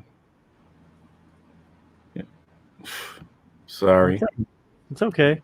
It's like zooming the crazy. Okay. All right. Well, we will. Sorry. Let's just fix this here. If I can. Try to do color. Fit. Okay. All right. I'm not gonna mess with it. All right. So this, I thought this one was cool because someone did like a color version of it, which I thought was pretty neat. You know, probably not the right colors, but I've been ever since I saw this thing on YouTube. It was like a 1930s, like a camera that they found that had some like experimental color film in it, and you got to see what like New York City looked like in color in the like 30s, and it was just so cool. So like I'm always into like the color stuff if I could ever find it, even if it's well done and fake. But anyway, your newsstand, I think they're more typically look like this. That's my favorite picture. Yeah, that's the one I use. That. Yeah, man. Because if you look at the books, it freaks you out. Just go through the early jumbo, the Blue 5 row. I mean, you got Mariner 1, Wonder World, Submariner. Yeah, Target on there, and they got Tech there too. Yeah, that's my favorite. It's already not a 9.8 because look at that, it's held up by a close. But that was common. So, this guy's reading. You're like, yeah, I'll take this. I don't think this is color breaking. I think it'll press out. He'd be like, what are you talking about? What? You know, I'm guessing though that they actually, if you said you take the like Submariner 1, he probably would pull it from a stack somewhere in there Yeah. because they had big stacks of these things. It would be a pain to pull those. It's my last one, maybe. You got the flash in the background. Nice. So 38, we've got this guy, Action Yeah. 3, third Superman. Don't Mhm. see that one too often. I love the way they have the 10 in the kind of diagonal diamond, like the diamond. It's a classic cover. It's really cool. Yeah. I'm not sure what is going on happening here, but here's one of your favorites. That's Jumbo 1. That's the first Jack Kirby work ever. Huge book. And 17 inches. I saw one at that same shop we were talking about that had the Marvel one had this, and it was just really hard to work out a deal because, you know, people, it's one of those things that's not CGC'd, so people's kind of opinions of the prices are all over the place. And I'm happy I didn't get it because I mean, it's first Sheena, first female, and it's hard first to get, female but superhero. It's first female superhero ever. So yeah. He had like the first 6 or 7 at least of that. I didn't get there in time for the first number 1. There were some other issues, but yeah. Anyways, it's freaking ginormous, and the page quality and color is different than you expect. It's kind of like this reddish color. It's a neat thing to see. Oh yeah, I think Jeff, didn't I talk to you about that? And I thought it was like super tanned, and you're like, no, that's how it is. Yeah, it's just how it is. Yeah. Mm-hmm. We go to 39. Got a what is this?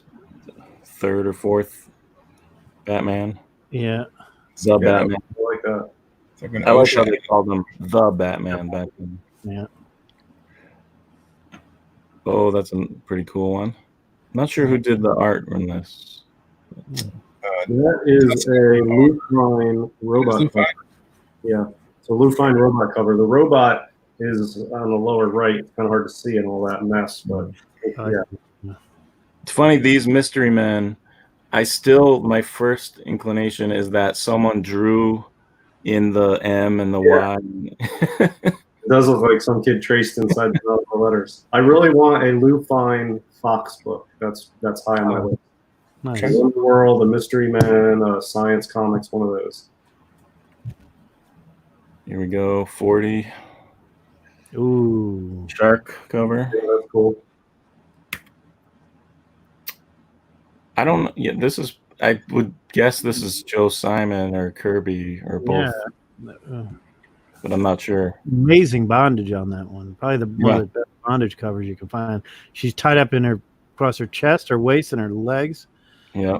It really feels like she's bound up tight too on that one.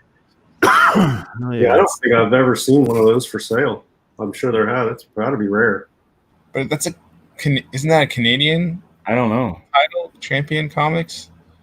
It might be. I don't know. I thought it was. Maybe I'm going crazy, but Not sure. you can see the tension in her eyes and the fear. It's awesome. Yeah. And we got Right. Yeah. I find these early, I'm so used to fights always being the same like theme, because when the war started, it's always, some about to get their head chopped off or like on a propeller or like, getting shot or whatever, all war stuff. So all these early ones just kind of crack me up for some reason. It's like they're figuring it out. But I don't think I've seen that before. This is a pretty cool Hawkman cover. I think it's like the 3rd one, maybe. Yeah.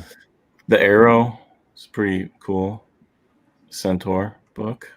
Yep. Yeah, that's nice. Those are hard to find. Yeah, they are. I believe that might be Lufine, right? It probably is the early one, right? 3. Yeah. Looks like it. Yeah, I'm sure. I think he did all of the early ones up to like 7 or 9 or something. And we got I used to have this one. That's 11. It's the first Human Torch cover that shows him against the Nazis. Okay. Here's a fine. Yep. Yeah, some of those national comics are real cool. Yeah, I like the way he does cloth. Yeah. Really good. That was a pretty neat. LJ, yeah. The shield. Here Oh we boy, go. the claw. You don't see that one very often. No, I have. I think. I forget what streaks I've had. I gotta I look. have a couple. Heritage last week, 6-0. That's first appearance of Daredevil too. Yeah, what do Yep. you go for the 6-0? Just out of curiosity. It was pretty high. Almost 17, maybe. Does that even sound? Wow. It was like 17. I'll look it up while we're talking, but yeah, it was. That book has gone nuclear the last few years, and I it's had no idea it was a 5-figure. That was the last. Mark GA. That's really climbing the ladder. It's got to be way up there. That was the last big deal I did with John Virgil before he passed away. It was on a Silver Streak 6. I'll always remember that. I had a couple silver streaks, not anyone like major keys or anything, but I remember I was trying to work out a deal with someone, a bunch of like raw books for one big book, and he kept being like talking about the silver, like he was like that made the deal. It was like, and I feel like some people just love these things, like maybe it's like a centaur, like there's people who just are after these things, but they do seem pretty rare. Oh, it sold for 20,400. Damn. What? Wow. I have no idea it was a 5-figure book. Yeah, that's a great. With like a minute, like right before the end or something, it hit 20,400 for that. 6-0, just a 6-0 off white to white. I mean, not. And it's a Liv Gleason book, right? It's a Liv Gleason, yeah. Yeah. This one, I feel like it used to be a lot higher. Yeah. I don't know. I've been seeing these early Tarzan ones climbing recently, honestly. Yeah. I would definitely rather have the pulp. Yeah, the pulp. Go with the pulp. Shark. That's one I have right there at Tip Top 52. I got 4-0 of that. Super nice. fun. I think it's one of the best Tarzan covers too of these early Tip Tops. And yeah, I have a 4-0 of that. It's probably not worth much, but it's one of my favorite books. Cool. I love this cover. It's awesome. Yeah, the little green guy on top of the other green guy. Yeah. The kazoo from Hello, Dum Dum. Banner. I don't even know who that hero is. I don't know. It is. I've had this book like twice. Oh, God. Starman? It's Captain something. I Is it forgot. Bruce Banner? I think it's Bruce Banner. Captain From Banner. here, the way I could read it, I think I need glasses, but it looks like it says Captain Shenanigans, but I don't think that's it.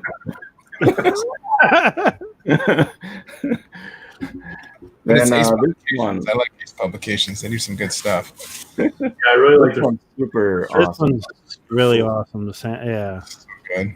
I want this book. I was collecting a lot of Axis stuff, and it took me a long time to even be aware of this one because it's just kind of under the radar. It's Captain Courageous, Courageous. fearless champion of America. But this is one of the only other ones where I feel like they're showing people being burned up by Nazis, and she's being burned in Hitler's mouth. That's crazy. Dude, me and Jeff saw one of these on eBay. Remember that? Like, what was it, like 7 months ago or something? Beast. And just And it was just like this just showed up on an eBay auction starting at $1. Oh, It was, what was it, like a 5-0 or something crazy? it was a nice one. And, I mean, it went for a lot. I didn't realize how much it would sell for. I think I tried a bit aggressively, but even then, I think it went for. I don't even remember what it went for, but it was I a think nice. It was like 7 or 8 grand. It was like a 5-0. Yeah, it went high. It was, but to see that pop up on eBay, it was amazing. yeah. One of those books where like you wouldn't know about it until like you start really searching and looking at other people who made lists of like the complete Nazi cover list, and then you like see this and you're like, whoa, I didn't even. And I'll tell you, even if you saw that in the Gerber guide, your eye would not be drawn to it. Because from a small picture, you're not going to realize what's going on. Yeah. Like busting out of a Hitler head, you wouldn't know unless you saw it up close. So that's super cool. And I compare it to well, here's a close up, and I compared it to Wait, are they loading a woman into the oven in the mouth of Hitler? yep, Holy yeah. crap! I didn't even notice that before. Yeah, The it's Hitler crazy. mouth is Dude. also on fire. That's insane. The oven, and you know it's only comparable to this one, Cap 46, where they're about to do the same thing, a little more literal. With, Yeah, this one's actually sort of creepier because it's like realistic. yeah, And he's awake. yeah, yeah. And then I kind of like this guy. He's got like a Thor helmet, kind of almost. Yeah, I think this is actually his first appearance, Super American. Yeah, it might be. Sheena. Pretty cool, Sheena. Oh, yeah, I like the cover. Oh, yeah. It's like a digest size, right? Yeah, size. I think there's only 4 issues. Is that right, or 6? Hmm. I don't know. I feel like Are I've they seen more. big? Jim Butler has the whole thing he posted on Instagram. He completed the whole collection of these. Oh, that was recent too. He just posted Yeah. that. I mean, they're tough. Some of them are tough to find, and they're not cheap either. But he's got a complete collection of these. Oh, 100 page. 4 That is- 6 issues. 100 pages, that's got to be pretty big. Yeah. Oh, that's a great Right. one. The Death Yeah. Drill. 100 pager. Yeah, that's another one of those digest. size. Digest. Yeah. Oh, is this small too? Oh, I didn't Yeah. even- Huh. This is Pocket Comics because they fit in your pocket. Oh, yeah. Got it. It's a pretty nice Submariner one. Stromberg. Shoving that thing down there. One of the timelies I sold and kind of wish I'll have to get it again someday. Really great drawings of the ships on there. And we got the Young Allies one. And I got a little story about this guy. So here, which is funny. So this is on the back of Mystic 6, which actually came out 2 weeks later. So I don't know how they bungled this. But if you see, this is an ad for that comic, even though that one came out first. But and I have a detail shot. Completely So different. the original cover per se had Stalin as the bad guy. He's on the left there. And about a month or 3 weeks before this came out, Hitler double-crossed Russia. Yep. So they weren't going to go with this cover anymore. So they took him out. It's just, Yeah, I think the other one has Hitler and Mussolini on it too, but they're not center stage like Stalin is. yeah. But Hitler's taking a knee from Bucky. Yeah. And then he's giving a headlock to Mussolini. They took Mussolini and Stalin off the actual cover, I guess. Yeah. Maybe they thought, hey, you know, maybe Hitler will turn on Japan and Italy too. Let's just leave them out. Oh yeah, because there's Japanese guys on that one too. Was Yeah. it here? Yep. Well, yeah, cool little history Okay. thing. And we got great headlight cover there. Oh, yeah. That thing. Yeah. 42. That's nice. Yeah, I almost bought that a couple weeks ago. Wild cover. Here's a faucet for Legend. Whipping Hitler with that belt. I like the Nazi shield on this one. It's pretty cool.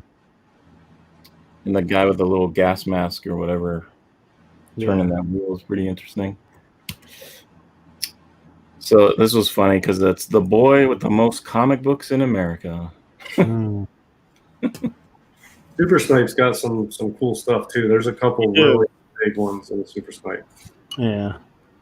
He reads them. He breathes them. I do have that as a watch list on my eBay. It's Super Snipe Comics.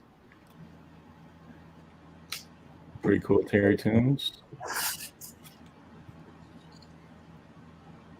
Batman. This is a good one. It's got all the Mussolini, Hitler, and Hirohito. Buy war bonds. Yeah. Oh, this is a classic Human Torch. The burning arm cover. Showed there. She's almost as terrified as he is by seeing that, I think. Melts that arm. Toro's getting a little close to her too, so pretty crazy. This one seems to go for a lot of money, if you could ever find it. Yeah, and what I don't understand, I mean, I get it in the market, but for me, I feel like this is every bit as good as that Amazing Man 22 or whatever with the monster. I feel like the two to me are about equal, and one is worth the Centaur is worth 10 times what this is worth. And I don't understand why. To me, they seem similar and equal, so I don't know why. I'd say rarity, but it's not like you see this one. Yeah, I think they're both pretty rare, and they both are very similar, and I think they're both equivalent quality to me subjectively. So I can never figure that out. I love the giant anchor, just smashing that thing in there. It's like a pinata for him. I just got that one. Oh yeah, it's a nice one. This is pretty funny. A lot of parents would be angry about that right now. Putting children in fridges. Yeah. They can't breathe. Those things lock. Yep. Probably especially those ones back then. Yeah, those had latches that actually you had to unlatch it, which you couldn't get from them. Yeah, it's not like now with the suction thing. I think Donald wanted to go in there. Here's another, so you could get this cheaper than the Timelies if you're after some Schomburgs.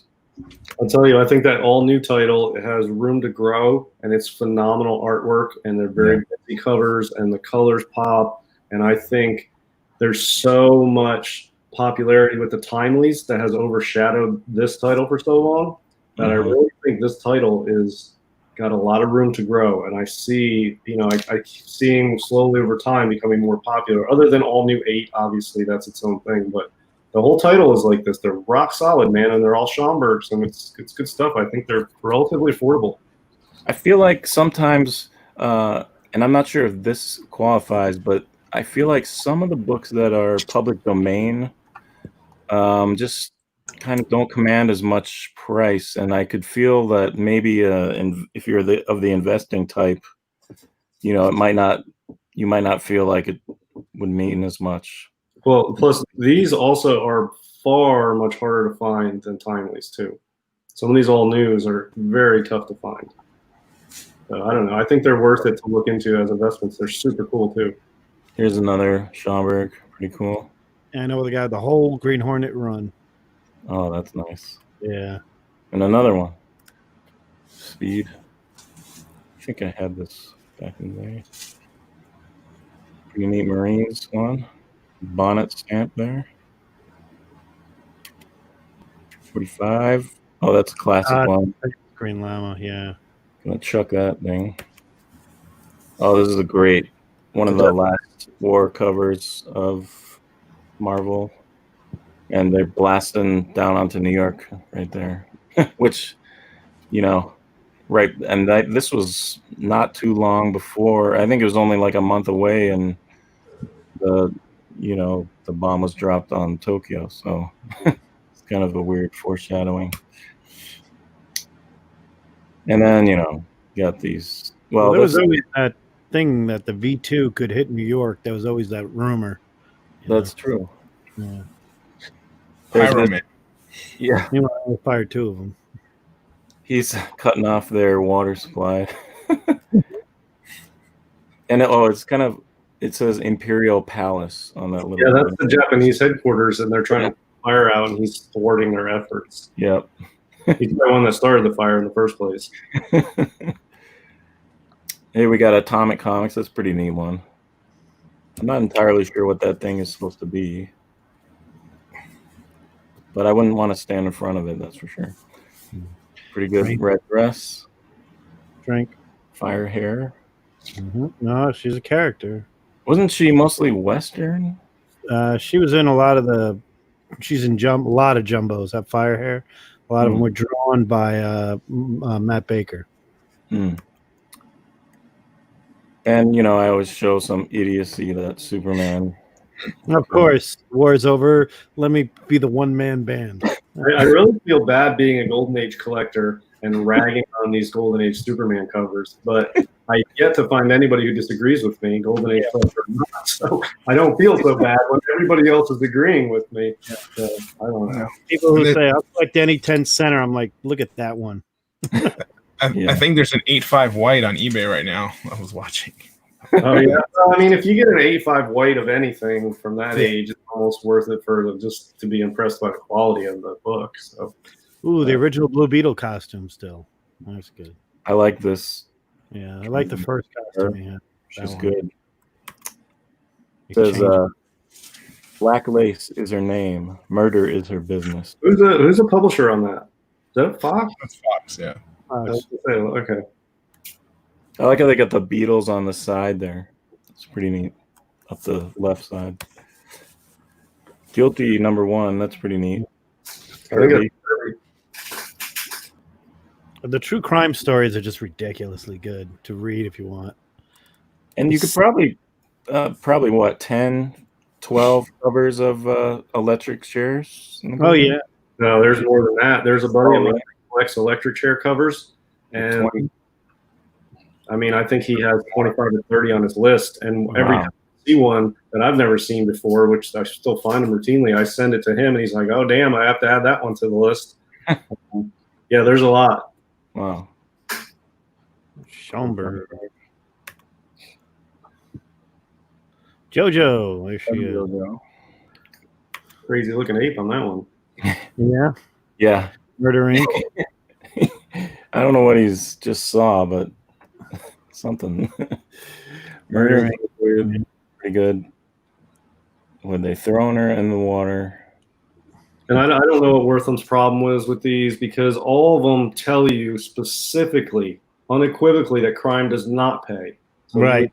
This is the message you want kids to get. Crime does not pay, ever. One of Sodi's books is titled Crime Fighters Always Lose. Oh, no, Lawbreakers Always Lose. Yeah. It's a pretty good one. Yeah. Run along, Junior. You bore me. Trapped love. Nice Namora cover. Oh, there's a classic. Yep, another good one.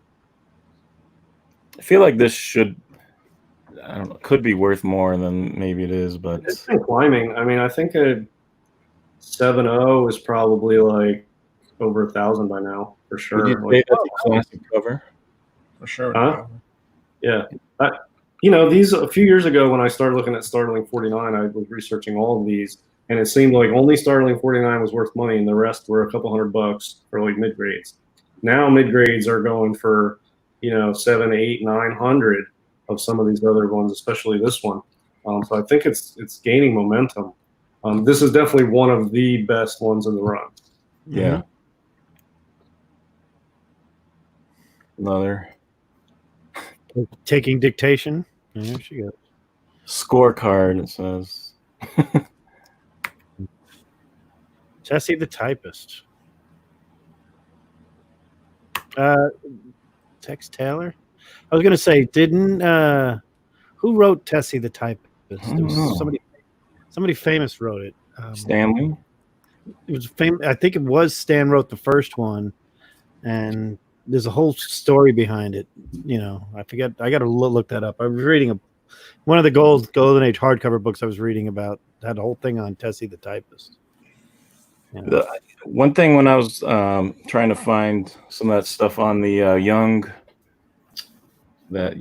allies, I think is what it was called. That one where they're punching the Red Skull and Hitler is it said that Jack Kirby for that issue on the inside used a pen name, which I found kind of weird because I don't know why he'd need to do that. I mean, I think he was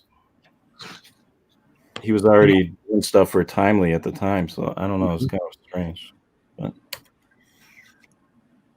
Stan wrote that as well too. So here's a Tex Taylor one.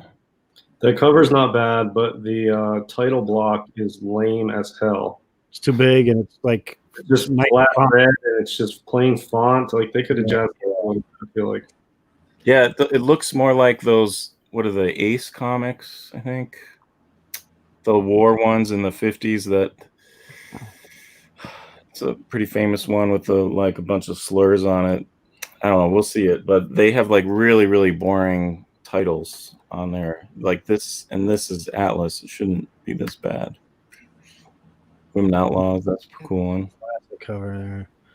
One of the best of the bunch of theirs. The torn up leg. Here we go. The most overpriced book for a cover and a crappy Captain America story. Why is it so expensive? I don't understand. Because it's the horror Captain America. It's so ridiculous. Oh, it's awesome. It's Yeah, I awesome. mean, it's awesome, but I mean, I would consider that PCH.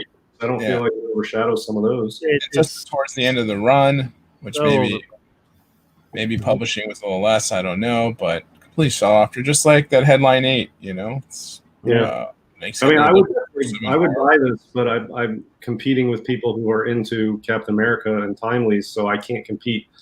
They're paying on 2 levels for it. I'm just paying for those. I don't even think that's Steve Rogers. and you know, I think it's like a conversation piece kind of thing. It's got a lot of things going for it, but you know, a lot of Timely guys who are like really into Timely's, I feel like this one's usually kind of lowish on, you know, unless they're super rich or whatever. But like, if you have to pick and choose, it's not rare. It's not like usually on the. So what type of collector is going after this book is what I'm interested in. Like, what kind of collector? Not Timely collector primarily. I think a PCH fan. Yeah. You know, the Red Skull. Yeah, I mean, the horror factor. Is it also like just sort of like somebody who's broadly collecting golden age, cool, sort of interesting books? This is on that list. It is a key for sure. And I mean, anytime it's in a featured auction, anytime it's in an auction and it's a feature auction, they always show that on their top. It's pretty rare. Yeah. I think, but isn't it like we're buying? Not every Captain America is a key Captain America moment. We're buying them because we like the motorcycle cover, or we like the shark cover, or we like the underwater cover. You know, there's not an appearance. This is a cool Red Skull cover. I mean, it's the perennial villain for Captain America towards the end of the run, and he looks awesome. I mean, it's just a cover. Yeah, but I think I walk for these, but just every time I see one, I'm like, well, I'm not getting that anytime soon. Yeah. And if this just had the regular Cap cover, it would still be, people would want it because it's a pretty awesome Red Skull cover. But then you add in the weirdness of the weird tails and all this, like what the hell's going on? That adds, it just attracts more people, different buyers, I think, you know. More cool. Okay, I think I like it more now that we've talked about it, actually. There you go. I'm actually going to look for that now. Good for you. I mean, I agree. The price is really high for it, but no, but it's actually better than I thought it was. Now that we're talking about it, I'm looking at it. I actually like it more now than I ever have, and I'm gonna try to get one of those. Actually. Definitely cool. Watch out because there's a Canadian version, which can sometimes show up more often, and I'm not entirely sure like what's rarer, what's worth more, but I was under the impression that some wanted the American one more than the Canadian one for some reason. Safe bet. Always assume the American's more than the Canadian of an American comic book. Yeah, I'm not going to assume American value is more on a Canadian comic book. It's an American title. For anybody out there, don't pay more for the Canadian. I'm pretty OCD anyway. I won't buy something if it has a CCA stamp on it. I won't buy something if it's a UK or Canadian, even if it's a Canadian white, where that's it. I just buy Canadian whites. It's just an OCD thing for me. So no Tim Hortons for you. Yeah, I know, right?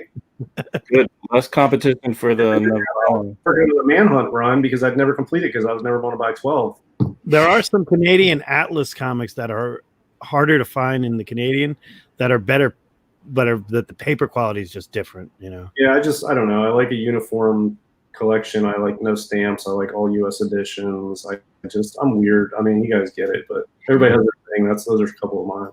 I mean, there's a rumor that the UK editions of the Silver Age books have a better color strike and printing than of the U.S. ones. If you see the Pence cover of a Hulk Hulk 1, it looks better than the American cover. Really? Yeah. But I think it's later, though, right? It's 9 pence or whatever. 8. Yeah. I've seen the Hulk one. Oh, boy. Here he is again. Yeah. He's hitting up the Indian reserves. Let's go. That is a super, super racist book. It's so bad. I bet you Wow. inside, I bet you there's all kinds of racial slurs against Native Americans. I bet you that book is just would be so politically incorrect. I bet you. Boys Ranch 1. It's pretty cool curvy cover. Yep. Oh, I love this one. Yep. Cole. L.B. Cole. Yeah. Some of the best colors that any romance book are some of these cool pop teenager ones. Star publications. Yeah, but especially the That's teenage hard. romance ones like they're all the covers are like rainbows. They're just incredibly brilliantly colored. And it also has the Archie colors. I mean, so much so I always kind of saw this, you know, over the years and just kind of thought it was an Archie till recently when I started looking at Cole stuff. But yeah, Number 2 is a cool issue too. I think it's number 1, right? this is 5. What's 5. The the next goal? issue. Swimming pool, Jeff? I have this book. I got to bring it out. Vault of Vault Horror, of Horror.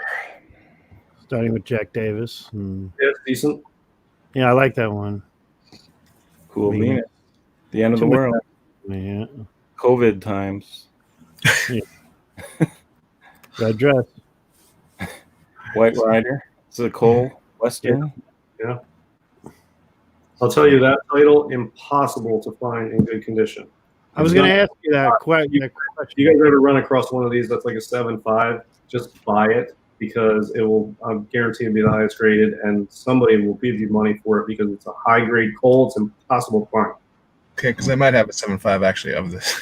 Yeah, well, you might have the highest graded copy. I put it aside. It's funny this book came up and you're saying that because I literally have an extremely beautiful copy of this book that I'm getting graded. I I don't think they it's- printed many, and they were just all beat to hell. And if you get a nice one, they really pop, especially this black cover here, the colors. I mean, it's a Cole and a nice I love the condition. way you drew the horse on that one. It's Mhm. really Those Find it. like color strips on the right side going off the side just looks so Yeah. cool on that black. Yeah. good cover. We got Black Magic. I like this idea of throwing paint at a ghost. Oh, that's what's happening. Okay, well that's Oh, nice. That's probably a Joe Simon too. He did a lot of stuff for this title, Black Magic. It's pretty neat. Hooded Menace. I don't know if this is worth anything, but I would assume Guy with the people. pole whip in the background. It's all right. I mean, I think it's decent, but not great. But it's cool. that's messed up.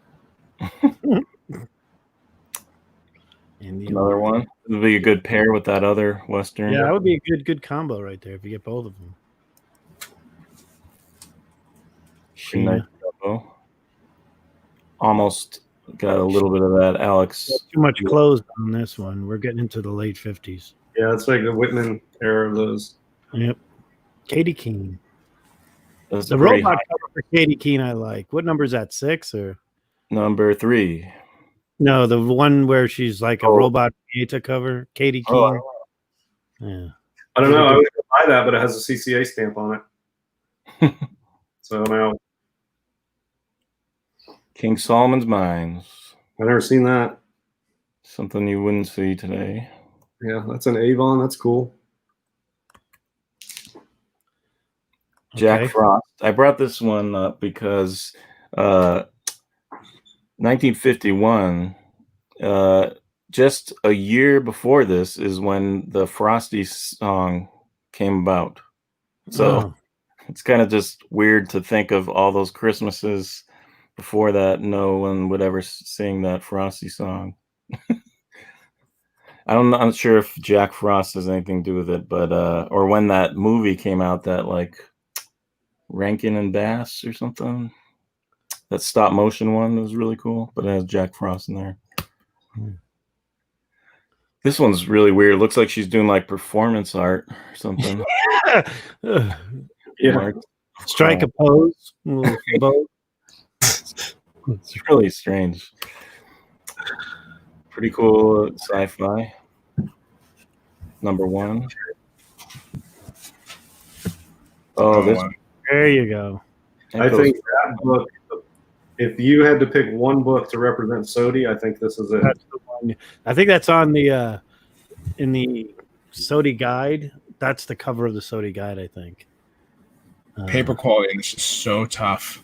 So tough to find. In good shape. I love that cover. Rocket to the Moon. Is that Kinsler? I think did that one. I think it's Kinsler. Yeah. Rocket Ship X. Yeah, but that looks like an IW reprint. Might be under Superior in that circle. Oh, that's a good call. It looks like it to me. Yeah. You know, that guy sold those in 3-packs to get around the copyright laws, so he just ripped off other people's material. But since he was selling them in 3-packs, it was a loophole in the law that he could just take other people's material and just reprint it, steal it, and sell it as long as it was packed up and not as an individual book. That's how he did that. That's pretty cool one. Number 1, Warfront. Bet that's hard to get in nice condition. Yeah, that's a Harvey too. I always tell people Harveys in high grade are so nice to look at up close because the colors are they're so wet and rich, and the Harveys pop so good when you have a nice high grade one. Nice. Early Korean War. It's pretty I nice. own that. Yeah. These are great covers. The White Princess of the Jungle. Yeah, I got it right here. yeah, nice. going. Yeah, that's real cool. I like that one a lot. That's a great. Evan Remen Kinsler as well. Awesome.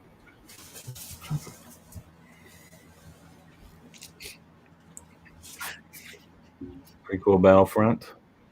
I don't see too many where they're like holding women, or even with Asian women on the covers. I don't. Yeah, one of the rare ones. This was one of the hotter war books that just sold in the Comic Link auction. Was an issue of this. What did it go for? This one. I can't remember. It was higher than the average for the war books in that one, but I can't remember because there was like 45 war books in that auction. That was like the biggest war book auction yet for these 50s war books. But this one, I noticed as time went through that auction, this was getting more attention than most of the other ones, and it sold pretty high. And I think part of it is because of the woman. That's rare for these books to see something like that. But also, there's a lot of these war books have white covers, and it's really tough to find a nice white cover. And that one did, so that helped also. White cover is a big thing in these war books. I like the art. It's nice. City of the Living Dead. I don't think I've ever seen this before. You might not have been here when I showed that I just bought a 6.5 of this today. Oh, wow. Oh, you did buy it. I didn't know you bought it. Yeah, dude, I bought it. Yeah, you showed it earlier. Show me a picture. I'll tell you, this book for PCH is a sneaky hot book because it's very hard to find, and it's mostly whenever you do see it, which is rare, it's like a 2.5 or a 3.0 or a 1.8. I mean, I had a 2.0, and it took me forever to find that. But I bought a 6.5 today, and there's 30 on the census. There's only 5 higher than a 6.5, and there's only 1 in the nines. This book was hot like 5 years ago, so it's kind of sick. Yeah, I mean, I think it's still PCH collectors all want it's on every PCH collector's list, and there's not enough to go around by far. So I think there's just not enough of them. And I love it, so that's why I bought it. But 6.5 of this is like an insanely high grade. Good. Are there more than is there number 2 and 3 and 4? No, it's a one shot. Okay, So yeah. Avon was a lot of one shots. Yeah, they were. Edition. But this is, PCH collectors know if you say that the female Indiana Jones book, this is the one they're talking about. Yep. And the skull with hair. The Dead Who Walk. Pretty Yep, cool. that's That's a one shot. That's a one shot. Yeah, that's been harder to find. My friend's trying to find that because he calls that like the Walking Dead one or something. I bet that would look good in high grade too. Yeah, I think that one's a pretty tough book too, actually. He said, yeah, Movie it's on his poster. list. really weird It ones. does look like a movie poster from the 50s, like, Venom or something. Mm, Yeah. like that. Fighting Fighting Man, number 1. It's a purple cover. You don't see too many purple. Okay, Ken Shannon. There it is, Ken Shannon. I love the. I used to. You gotta zoom in on this face, man. It's Yeah, awesome. Look at it. It's real deformed. Yeah, Yeah. that's wacky. Ken Shannon has a couple pretty cool ones. They have one very noir, very like horror movie feel to it, and it's I can't remember the number, but it's got a vampire dressed in like proper wear, like like a suit with a hat, and he has like a trench coat on, and he's got this woman bent over, he's about to bite her neck, and this guy in a suit with a gun is running up on him to stop the murder that's about to happen. It's like a nighttime scene. It's a Reed Crandall, and it's badass. Yeah, I was gonna say Reed Crandall did a lot of these. Yeah. There's another one, a guy in his car is coming up on a zombie. It's a really cool zombie cover. That's a Ken Shannon too. I do like the Ken Shannons. They're pretty Yeah, it's cool. like detective stories with a supernatural element to it. Yep. Dick Tracy meets the horror world. Yeah, yeah. This one's pretty vicious. I've never seen it. I've Yeah. never seen it. I've been researching this title too. There's a Russ Heath cover in this one with a dark cover with a U-boat battle on it. There's guys shooting at the U-boat and guys on the U-boat, which is above water, shooting back, and it's Kent Blake book, and it's real cool. Yep. Phantom Witch Doctor. Like those. That's pretty popular cover for the girl in the middle. I've seen it go for a high grade one on the boards. Rick bought it. I mean, he paid a lot for it, but Is it worth getting? Like, what do you guys think on this one? I don't know. I just wasn't. For me, it was. the Betty Davis cover. They call it the Betty Davis. Poor Man's Spirit 22. is what What's it's- that? It's a Poor Man's Spirit 22. It's not. Yep. Well, this is like the Betty Davis. They always said it looks like Betty Yeah. Davis on it. If I had a Spirit 22, I would want to get one of these to put next to it. Spirit 22 is a better book. Oh yeah, by far, but they're similar. Here's a war cover with the romance. Yeah. ACG. Don't heal me, kiss me. Oh, the Frankenstein. The Obi called Frankenstein. This I is love awesome. it. I would love this in high grade. Yeah. I'm looking for like a 7.5 of this, and I just I was can't. looking for this when I was trying to get all the Frankenstein covers, and this one was just hard and impossible to find. Classic EC. Hangman. I love how the rope goes through the title. That's so awesome there.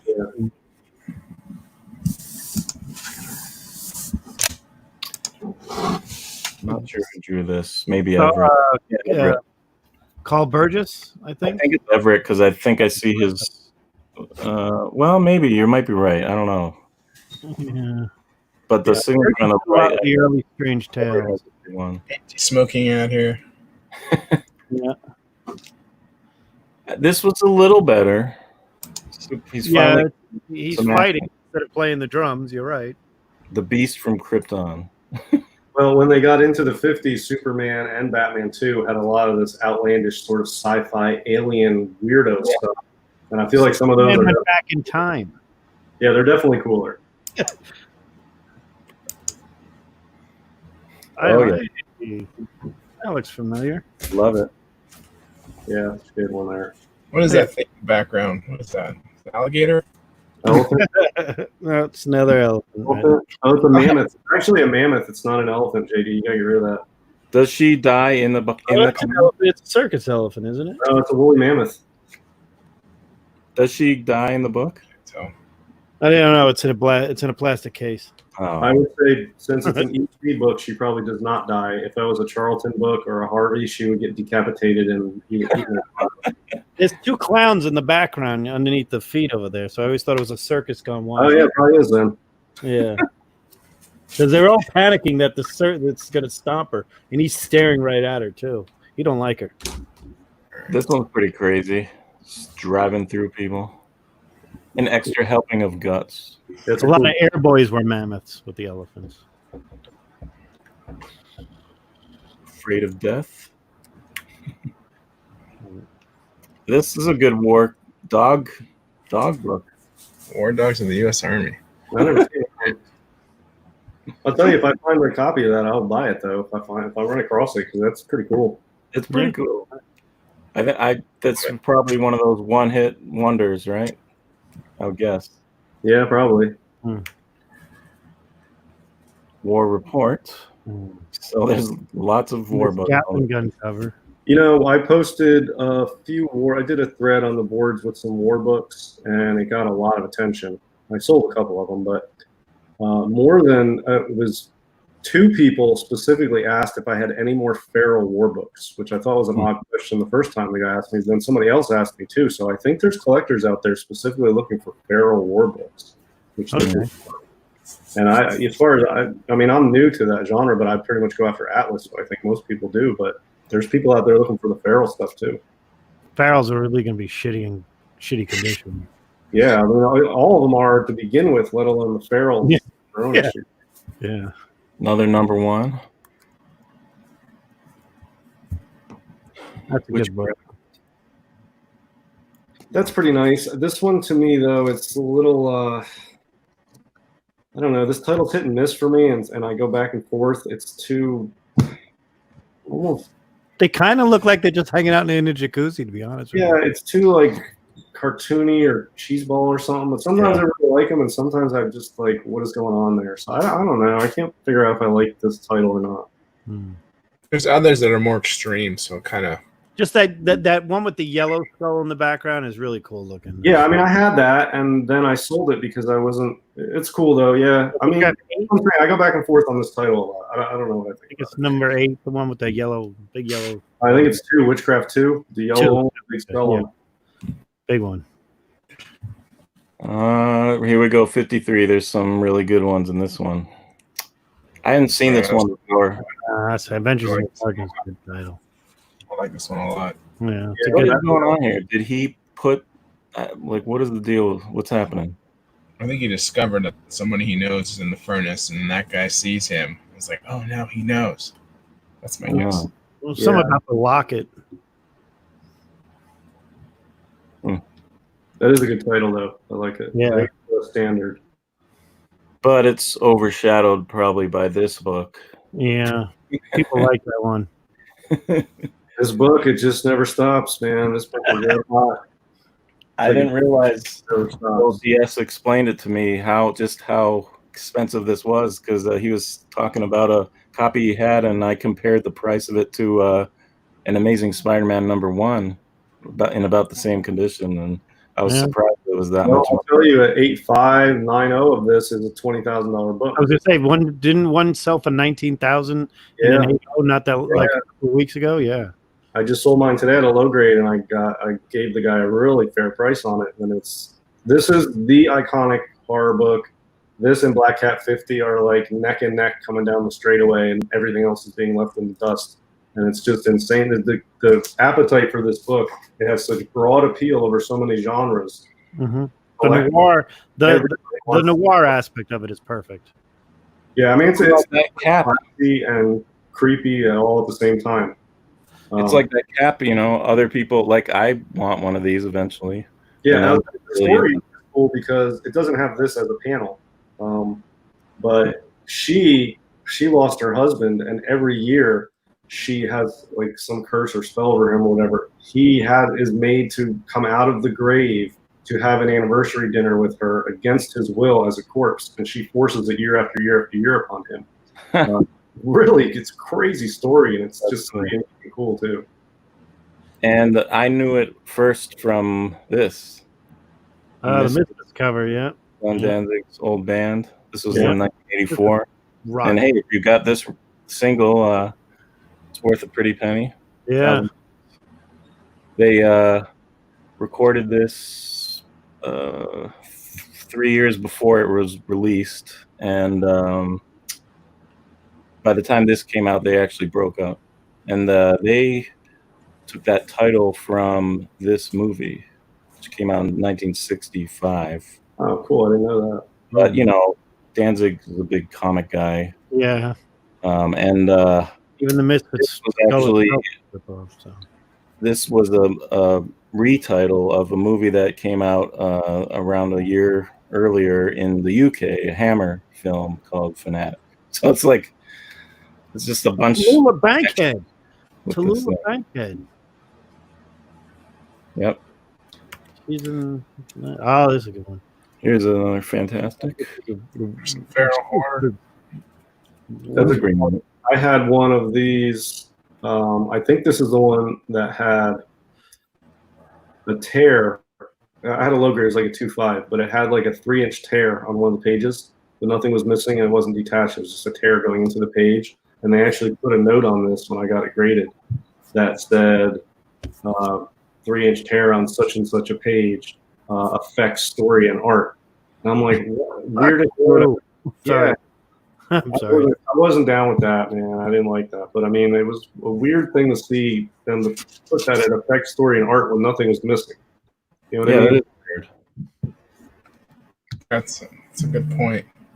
Oh, this is. I mean, I had it to sell too, and it hurts the value when you're selling it to see anything slightly affecting story and art, especially when I feel like it's not accurate. So whatever. Yeah. Cool title. A lot of good issues. I gotta run, gentlemen. Sorry. All right, no worries. There you go. All right, guys. Till next week. Ciao. All right, man. Talk to you later. Thanks, Jeff. Appreciate it. Cool. Jungle. Yeah. Another shark cover. Yeah, it's Almost- Is it Lawbreak? Yeah.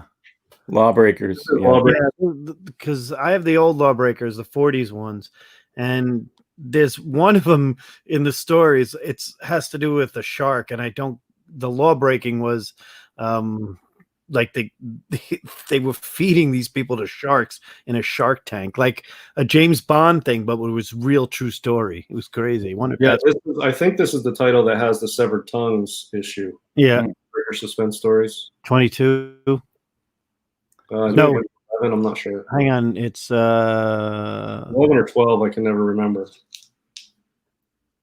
oh shit, I had the number. Here's a scary looking mystic cover.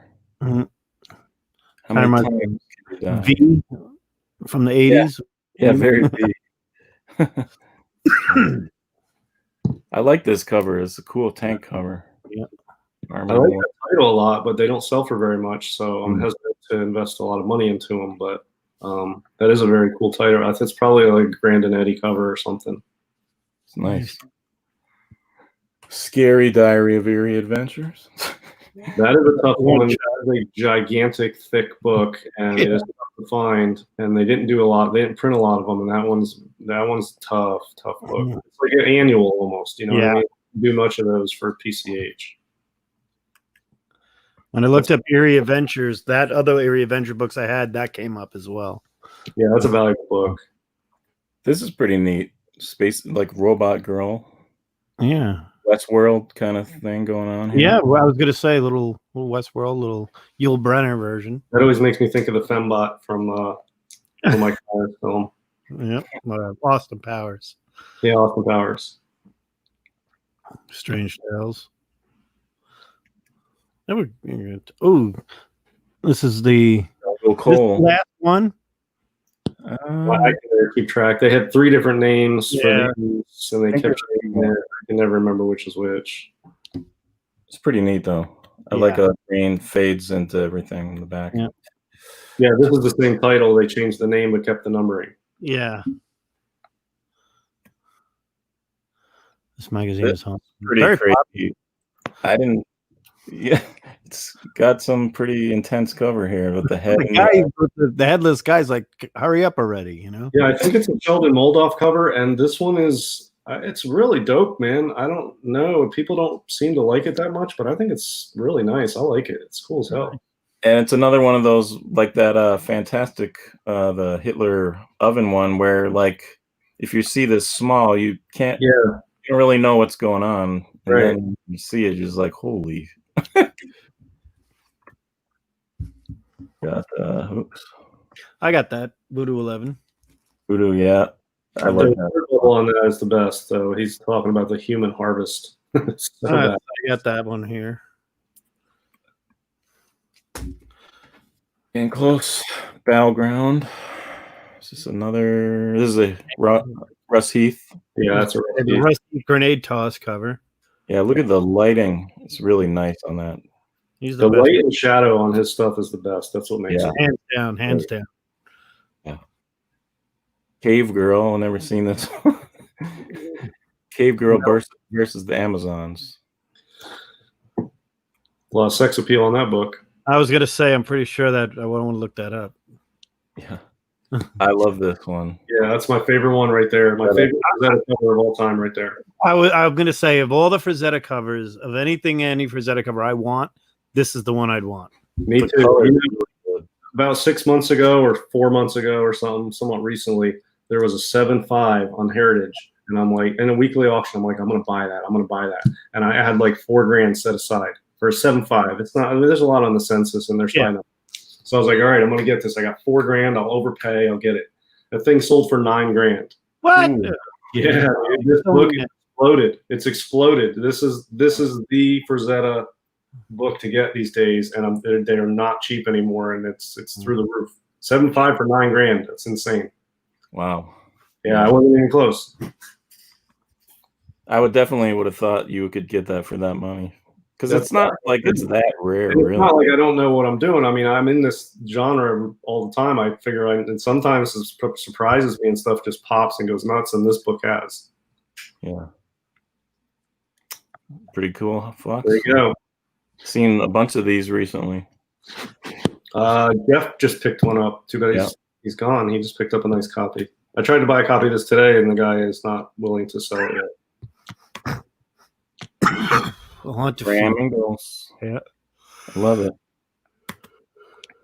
This might it's not the first cover oriented this way, but I felt like there hasn't been any in a long time, since maybe the 1940.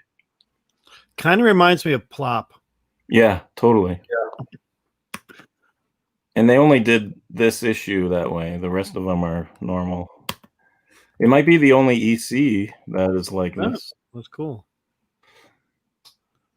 Tales of Horror. That is a publisher didn't have big print runs on anything. I think it's Minoan, and the stuff's pretty hard to find. It's a little cheesy, but it has a certain charm to it that's really cool. Like, there's not much to this cover. It's kind of cheesy. Purple background though. That's pretty Yeah, rare. purple background, giant decrepit monster, a bat in front of the full moon. You know, it's very stereotypical and cliche, but it In a works. graveyard. Yeah. It's cool. Yeah, Tales of Horror. It's got some cool stuff. Not that expensive either. Pretty cheap. That's a Cool. nice one. Yep. Crazy cool. I just want to see that in a felt blacklight Black poster. light. Yeah. Well, you know, they named the book that they made compiling his art. They called it "The Blacklight Art of L.B. Cole." It's the title they gave it specifically because when you see this, that's what you think. Yeah. Yeah. I'm not really into Tonto or anything, but I just thought this was kind of cool cover. Yeah, that's And pretty. I'm assume that that's painted, but I mean it's a really nice painting. And here we go. I love this cover. Not sure who did it. You won't buy it because it's got the comics code, but That's a stamp on it. But I'll tell you, the DC War, the name I keep seeing all the time is Grandinetti. I'm not saying it's him, but every time I research these, his name pops up all the time on this DC stuff. I see him on the gray tone covers most. Yeah, I mean, most of those are DC. Yeah, I see his name on the gray tone most. I have no idea who that would be. for rent, one Fox. Nick Cardy. It's that year. Vince Cardy. Battle action. This is you had this right, DS? Nope, it's got a stamp on it. I think Oh. it's Manili. Yeah, I was gonna say that's Fighting Marines. It's nice. Pretty That good is one. probably a Matt Baker. Oh yeah. And I'll bet you it's mine. His war stuff has his signature on the covers, whereas the other stuff usually doesn't. Mhm. It's hard to tell because that's a dark picture of it, but his war stuff usually says Matt Baker on he signed the art. We'll have to look at that on a big screen or something. Foxhole. They didn't make too many of these. Like, this was a year later than Yeah. number 1, and it's only up to number 6. Pretty cool. Yeah, this is what happens when they put the code in effect and the horror publisher has to change. They don't have anything to put out. Tales trying to carry an impact. I mean, Nice artwork, still. Same with this. I have that one. yeah, the artwork's good, but I mean, It's a space elephant. That one. That's the cool Yeah. part. The ears are. It's a space elephant. Yeah, dude, you can get that one. Yeah, I got that one. Got that as a gift from Comics Misexplained. Yeah, that's cool. Nice. Submariner. The blue pantied one. Remember when? These books been picking up too. These 50s Submariner books. I know. Yeah, they have the better stories. They said that's the best storyline for Submariner. Kind of leads directly into the Silver Age version. And they have really nice Everett artwork on the insides. And He was the best Submariner drawer. I don't care what anybody says. No offense to Schoenberg, Bill Everett was the best Submariner drawer. I agree. And this No offense if you see me, the Burgos cover, which is cool because he's gotten so much better by this point, versus because back when and they both worked on Marvel 1, so it's kind of neat to have a book this many years later that they both worked on. It's pretty cool. And the last one, yep, this is Fawcett Publications, Naoka the Jungle Girl. Yeah. By the way, Naoka is not a blonde. So great artwork though. That was nice. It's Fawcett. So that's it. There we go. That was the first 2 weeks of July. That was good. Thanks everybody for those you 14 who stuck around with us during our show. We had a really good time. Thank you all for being Infinity Cover. Thanks again, everybody, for being a friend. Play out the theme song. All right, I'll catch you guys later. Good night, everybody. See you guys later.